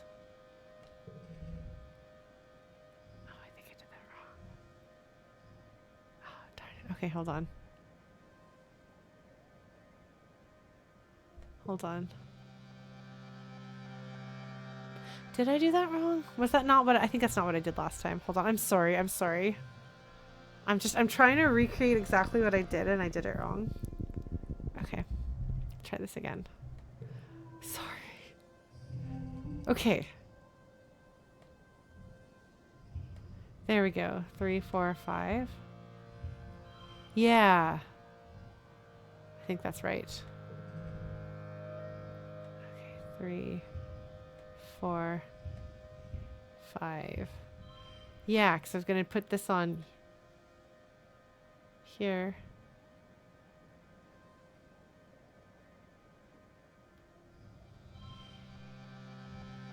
So that's 16. Let's That's 20. Yeah, that's 2 of a kind. Yeah. Okay. I think this is what I was trying to do. I think that's what I was trying to do. So see what we're able to do. Oh, good. We've got a proper 8. Oh. Or we could just do that. That's pretty good, isn't it? Oh, hold on. Shoot. That's not right. Oh, so close. So close. Hold on. We're going to try this differently. Okay, hold on. We're gonna, I think I can do this. I think I can do this.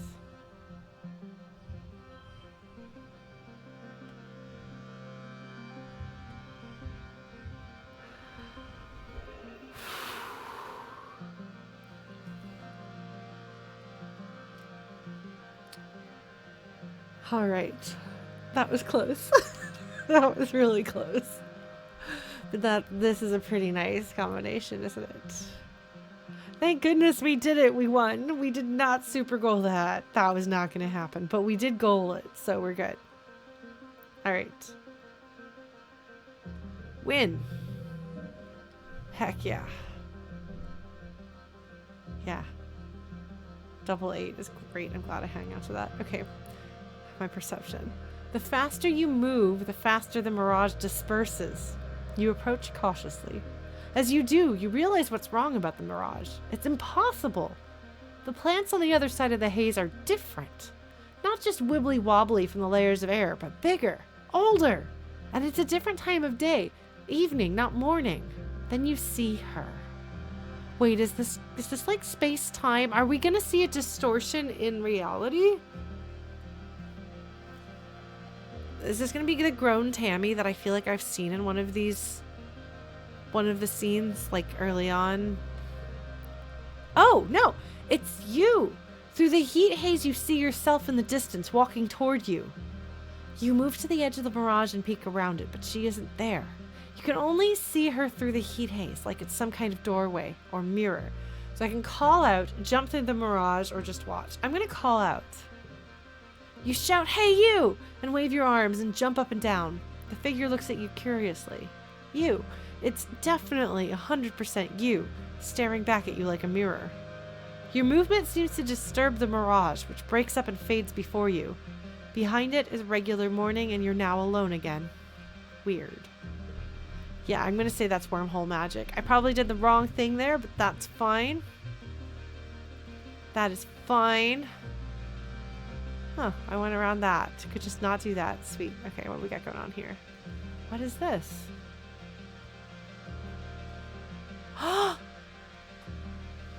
There's dis, the question mark.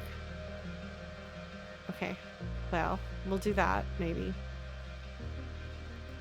I'm gonna plant a path here. Do we talk to dis? Yeah, I want to talk to dis. Oh, hold on, we're gonna go get this thing right over here. Oh, I can't. Can I? Sometimes, oh yeah. What is this strange device? I got it. That's the thing to give to Dis. Excellent. Love it. All right, Dis. Dis is an entirely different person when he's outside the colony walls. Without people constantly trying to correct his asocial behavior, it's like he's blossomed into someone who's actually confident. The more time you spend with him out here, the more glimpses you catch of the real Dis. Bet you can't do this, he says, jumping off a huge boulder and doing a cool roll at the end. Wait, no. Bet you can't do it with your eyes closed. I can. You and Dis cavort around, daring each other to do more and more dangerous things. Dis isn't scared of anything. You think you see something up on one of the plateaus above you. The cliffside is covered in convenient vines.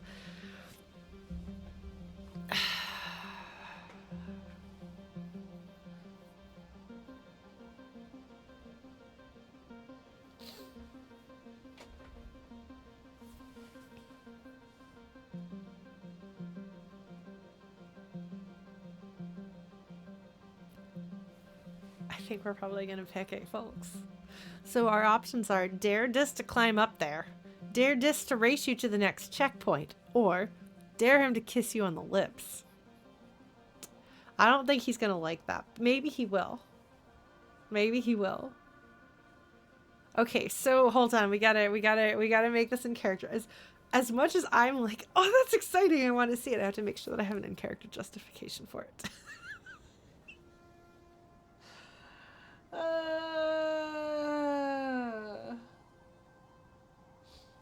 Okay.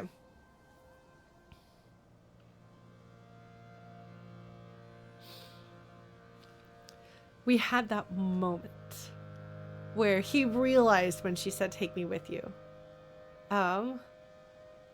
And was like maybe later when I'm established, like he knows, she knows, they know. We've had a moment, the two of us. We had pinkies holding moment. And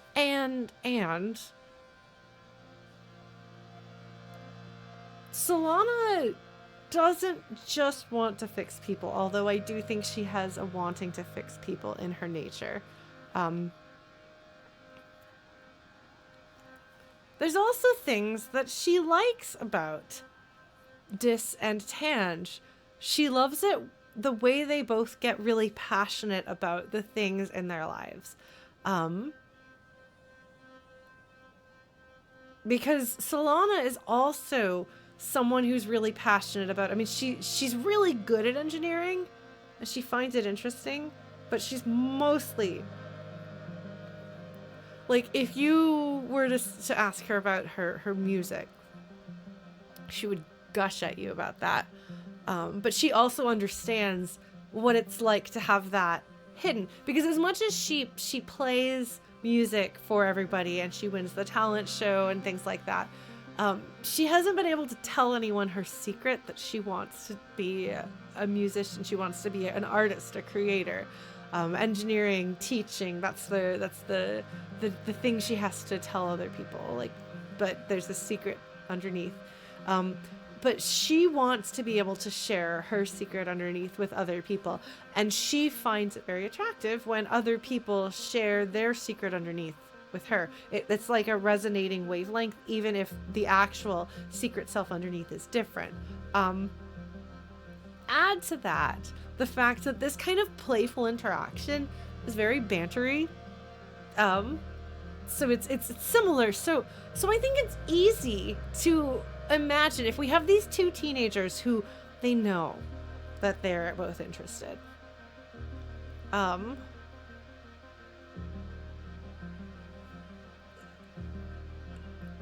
Maybe Dis is showing off because he likes her. Maybe their showing off together is flirtation. So it just naturally builds into this. That makes sense, doesn't it? I didn't even need to do that whole, like, what does she like about them? But I did it because I did.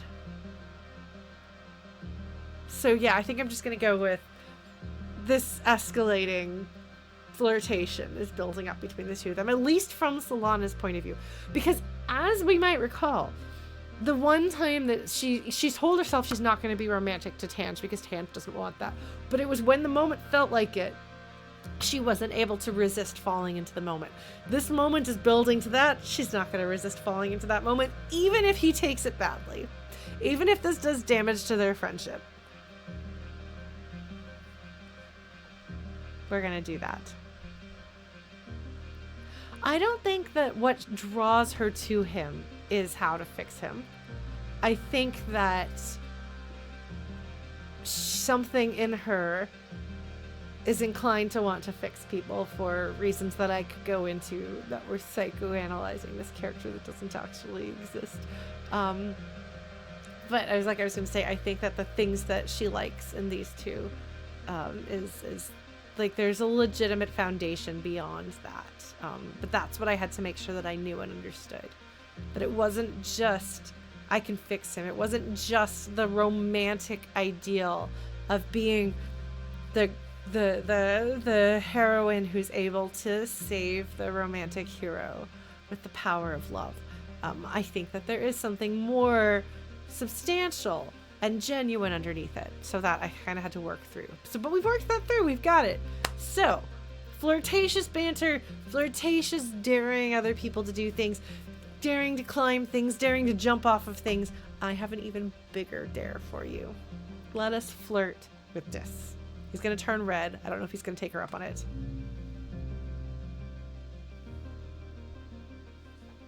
Incredible. Dis goes pale. What?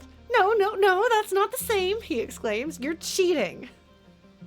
Wow, you might have found the one thing Dis is scared of. That's perfect. He insists you pick a real dare. Do I want to dare him to climb up there and get himself killed? Or race me to the next checkpoint?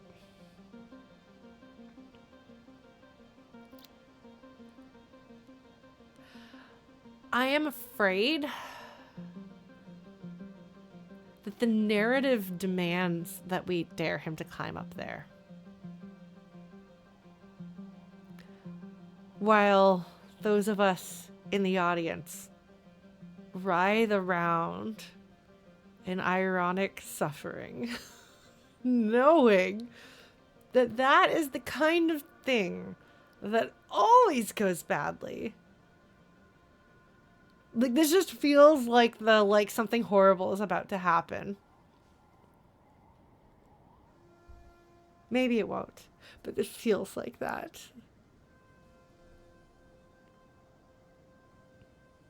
But we have to pick it. I'm sorry, the narrative demands it. Dare Dis to climb up there. Oh, he liked that. Okay, Dis scrambles up the cliff, no problem. He turns around at the top. Now your turn. Hopefully I don't die doing this. I still got so much health. All right, well, you dared him, so you gotta follow through. The vines are slippery and dangerous, and some of them are even alive and wriggle when you grab them. You lose your grip right at the top, and you slip and start to fall. Oh, geez. But Dis grabs you! Okay, that's kind of where I was hoping. Okay. Hopefully he doesn't fall and we both go tumbling down, because actually grabbing somebody who's falling is dangerous. Bravery. Got you! Dis exclaims, pulling you over the ledge. Your heart is thumping and you're all sweaty from fear, but you did it! Dis looks so calm and collected, even though he just climbed the same treacherous wall and had to save you from a long fall. Why doesn't he ever seem scared? I don't know if I remember that one bit from the Verkosigan saga, but I do love those characters. I should reread those books, except Mirror Dance. Sorry, Mirror Dance. Good book. Never rereading it. The plateau is empty, but it provides a great view to look out over the Wresting ridges. You and Dis take a break and watch the shadows creep across the dusty, craggy landscape. This is the life, Dis says. No school, no gossip, no bullies, no one telling me what to do or what to think. He props his elbow up on his knee and squints into the sun. Even with my augmentation, in the colony I always feel like such a coward. But maybe the problem isn't me. It's everyone else, you know? I'm not scared of any of the usual stuff. Monsters, getting hurt, even dying. Like, who cares? He continues. But humans keep finding ways to control people with fear. Well, they can't control me. So I've learned his augment with no fear. So I can say, I'll never call you a coward again. Fear keeps us safe, though. Or, so how about that kiss?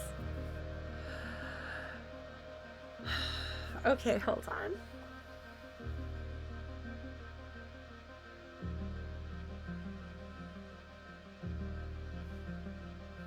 Because it doesn't have the little kissy next to it. If it had the little kissy next to it, I would be like, yes, obviously. Dis doesn't seem like he's in the mood for kissing right now. I'm sorry.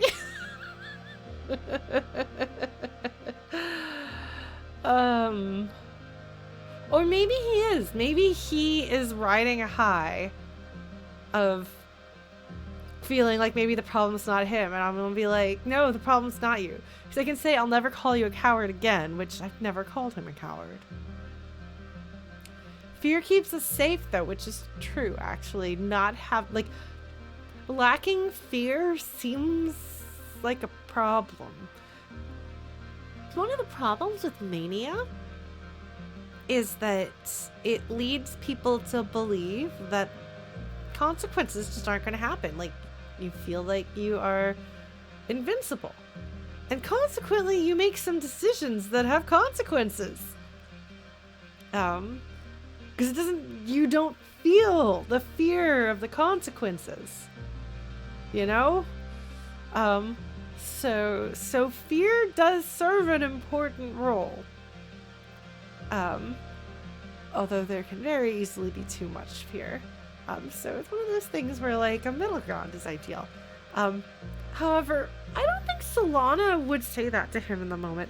Solana's relationship with this, like I said, like, Solana is more likely to tell Tange if she thinks Tange is out of line than she is Dis if she thinks Dis is out of line, I think. This is still not a sure thing. But, yeah. So, yeah, we're gonna ask about that kiss and see. I don't think this is gonna go well, but it's fine. Dis laughs, embarrassed, and starts scrambling down the side of the cliff again. You'll have to catch me first.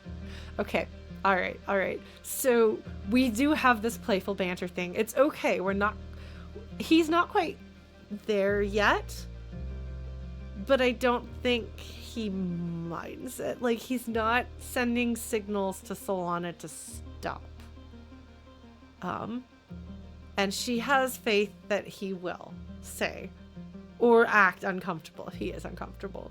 So she's gonna keep doing this. Like, this now feels like this is like a fearless thing. She's like, oh, I don't have to be afraid of this. And it can be this kind of fun thing. Whether it goes anywhere or not from here, I don't know. But I feel like that's the thing that she would do. So we're gonna go with that. I like that. Yes, the twins they have big feelings, and you will notice their big feelings. That is true. I do really like them. Anyone who knows, like actually knows my taste in characters and people and stuff would be not at all surprised that the twins are the two characters that I have been the most interested in. I'm sorry, they are very, very much Lauren characters. Anyway, I'm predictable. All right, shall we keep going? Let's keep going. We're gonna do this. Precarious natural land bridge drops down sharply on both sides here. You kick a rock over the side, but don't hear it hit the bottom. Do you cross? I can cross the bridge very carefully. Cross the bridge or turn back. I'm going to cross it very carefully. I am blue glass. I have decades of experience with people like that. I can find them. I didn't know what to do with Dis at the beginning, because Dis, especially in the beginning section of the game, is not exactly within my wheelhouse, but he's like the slightly older version of him is actually within my wheelhouse of people I know and understand. And Tange, like, I have had friends very much like Tange, so I know exactly what to do with her as a friend. Good night, Oofus, by the way. Thank you for joining. I hope you have a good evening. But yeah, all the rest of the characters in the game, like Nami is also a character that I think I'll get, but is not as much Lauren Catnip. All right, we're gonna cross this bridge very carefully because my perception is very high. +2 if this is the highest value, which could happen with a 6 actually. Up to the highest height, we're gonna do that. You shuffle across it slowly, examining the cracks and sticking to the solid places. You accidentally send a few more pebbles skittering over the edge and think, better them than me. That's fun. Incredible. Incredible. Well done. Okay, so there's a thing there on that hill.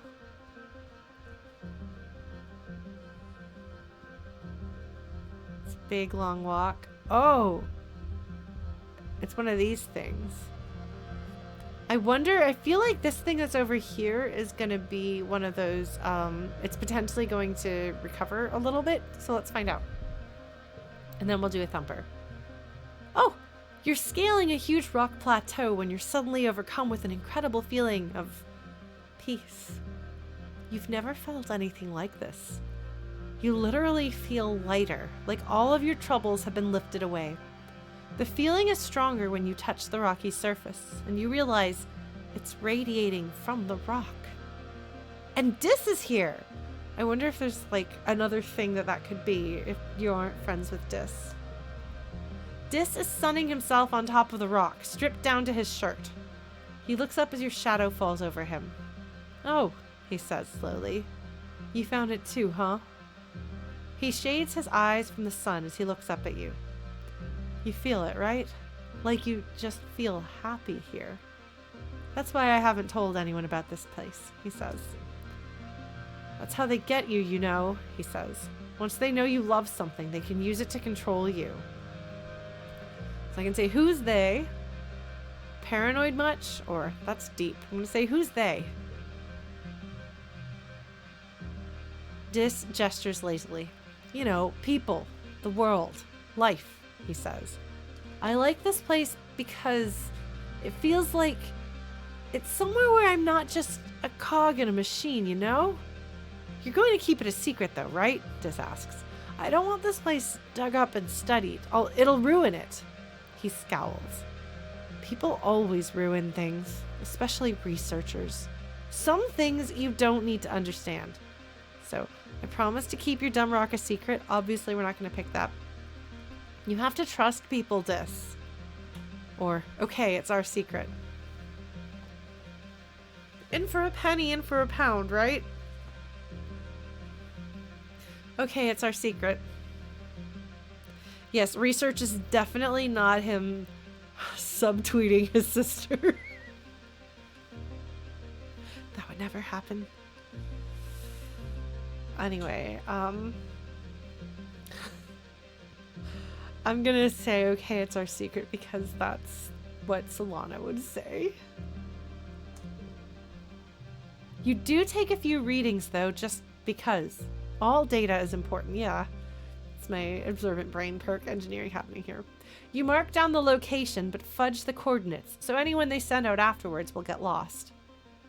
You wonder if the rock is natural. Animals seem to really like it. As you're taking readings, you watch a swarm of Dorbs moth basking on the rocks as well, just like Dis. Okay, so yeah, I'm keeping it secret. But I'm gathering the information because I am a scientist and a researcher. I wonder if you're not a scientist, researcher, engineering person, if you don't take a few readings, if you do something else instead. But then you lie down on the rock beside Dis, letting the strange magic fill you with an incredible sense of peace, love, and unity with the universe. There we go. Stress decrease. That's good. Because we're going to go confront a thumper. Yay! It's a small increase, but still, I'll take it. We're at stress 55. You can hear the thump before you get to the thump. Are you ready for the thumper, folks? It's thumper o'clock. You find your way blocked by a massive wall. No, a hollow pillar, knocked over and lying on its side in the sand. It's absolutely massive. Oh, it stretches to your left and right at least a kilometer in each direction, though at some points it's crumbled enough that you could likely scale over it. Okay, we're going to check it out. There's an engineering challenge. I can do this. I can do this. I have almost 100 engineering. Oh, kudos to total equals goal. Whatever, that's fine.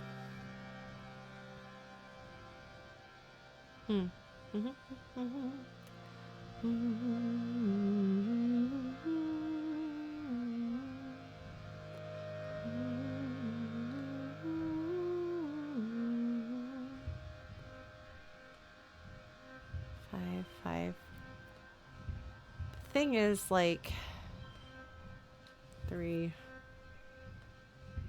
6. There we go. So that's 16. It's not a great start. It's not the end of the world either, though. Man. I don't want to change the suit.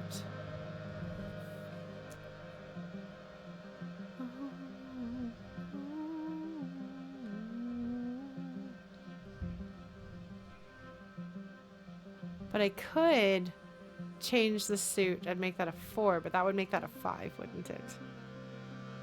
I bet it would, wouldn't it? Is that how it works? Do any of you know? This is a specific question, yes or no. If I change this to a blue, does it add the 1 because of the battle condition?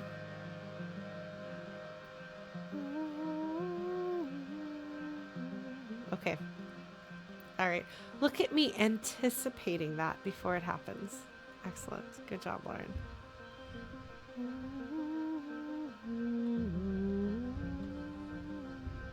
Then again, like, I do think this 16 is not, it's not a bad start. We're going to do that. We're going to do 16, not a bad start. Could be worse. Okay. We could do a whole bunch of 5s here. 5, 5, 5, and 5. 27. Okay. Could be worse. See what we do. Okay. 6, 5, 4, 4, 3.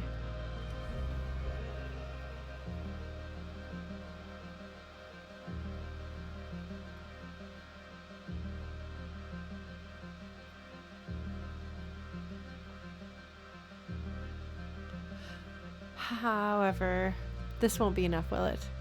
Oh no, that is enough, and that gives me a plus skill. Yes, I'm gonna get a skill reward. Oh, and this makes my kudos if total equals goal.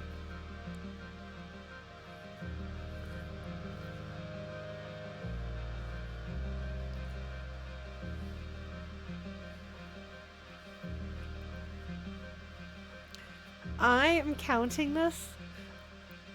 This has the spirit of a super goal. Because that's what a super goal can do, is it can give you the skill and stuff. So we're going to do that. Brilliant.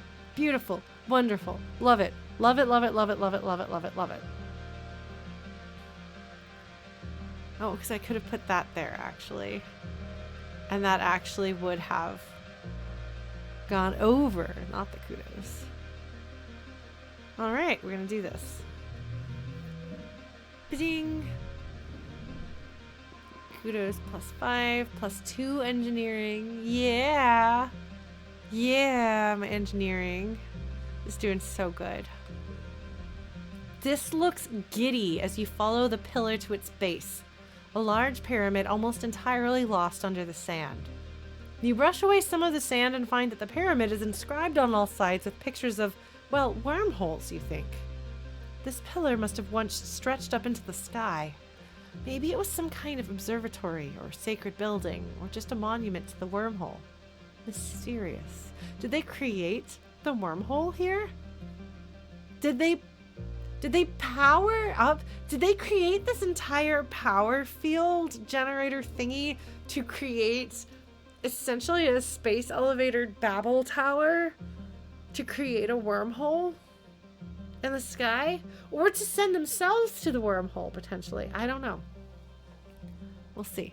However, I got more engineering points and some kudos. Alright, that was very satisfying.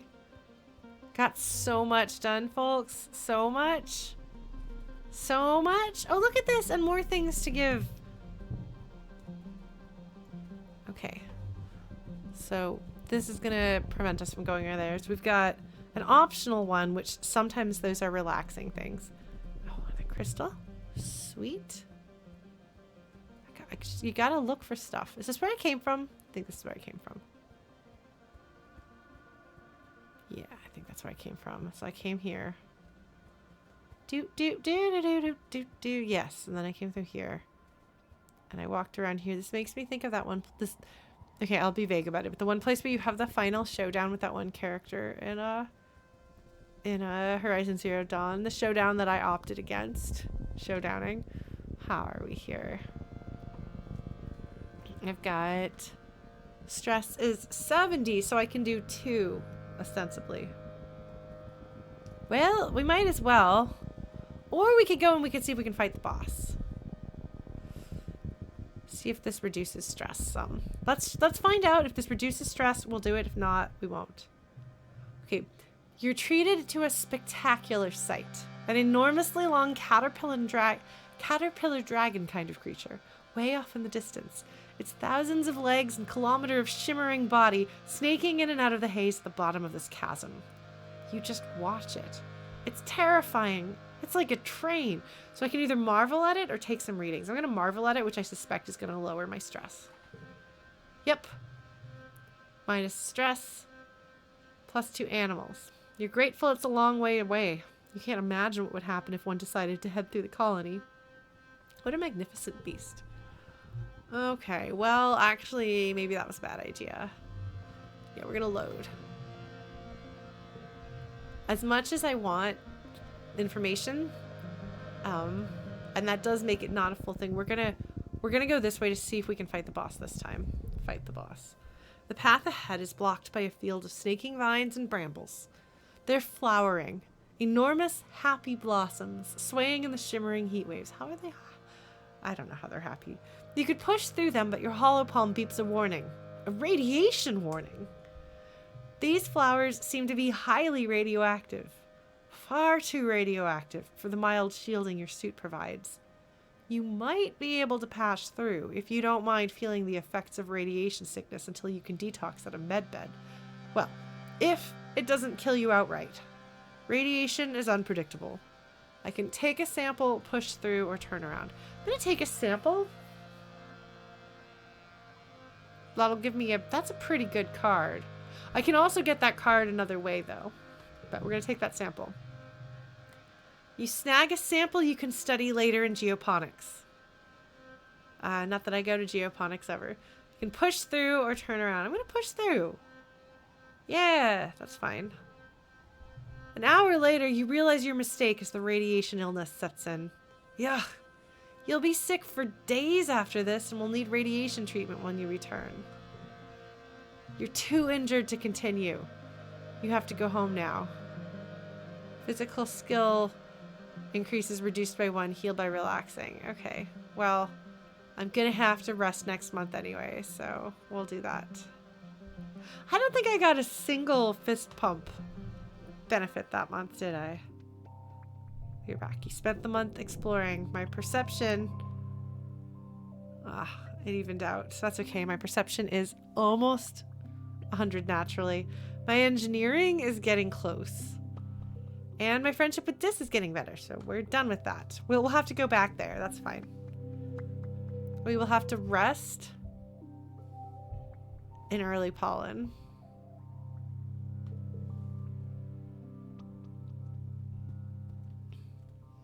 Dad is outside. That's concerning. Oh, I should stop. I should stop. I know I should stop.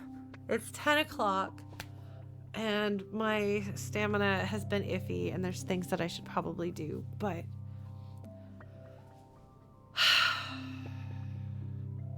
I'm so excited about this.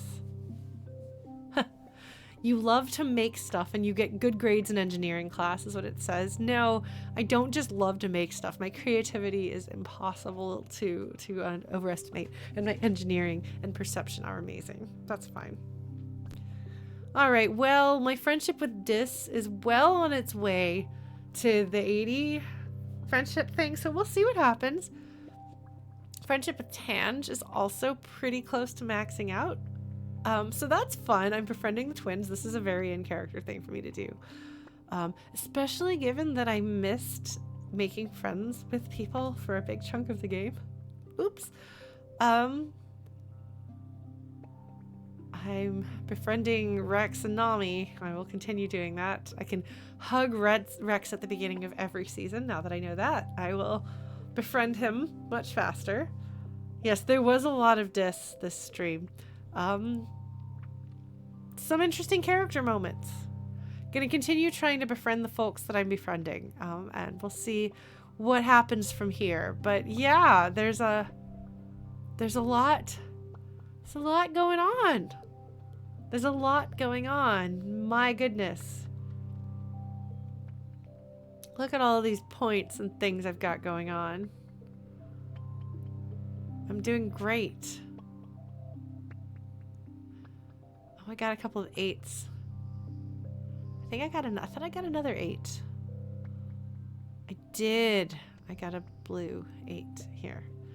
All right, folks. Yes. So as a reminder to everybody, I will not be, we're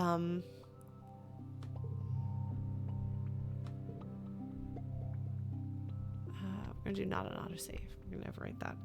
I will not be streaming on Thursday because it's Halloween, and I will be going to the Halloween celebration in the streets in Toronto because I love it. I'm gonna try to actually get some of those Aoden streams up because we have over a month. So I will see what I can do about pushing up a bunch of them in the next week or so. So bear with me. Hopefully that'll happen. And in the meantime, be good. Take care of yourselves. And remember that you matter for so many reasons. And I know that things can be really hard, but do your best to hold on, even when it's hard. All right. Take care. Good night. I will see you lovely people next week. Bye.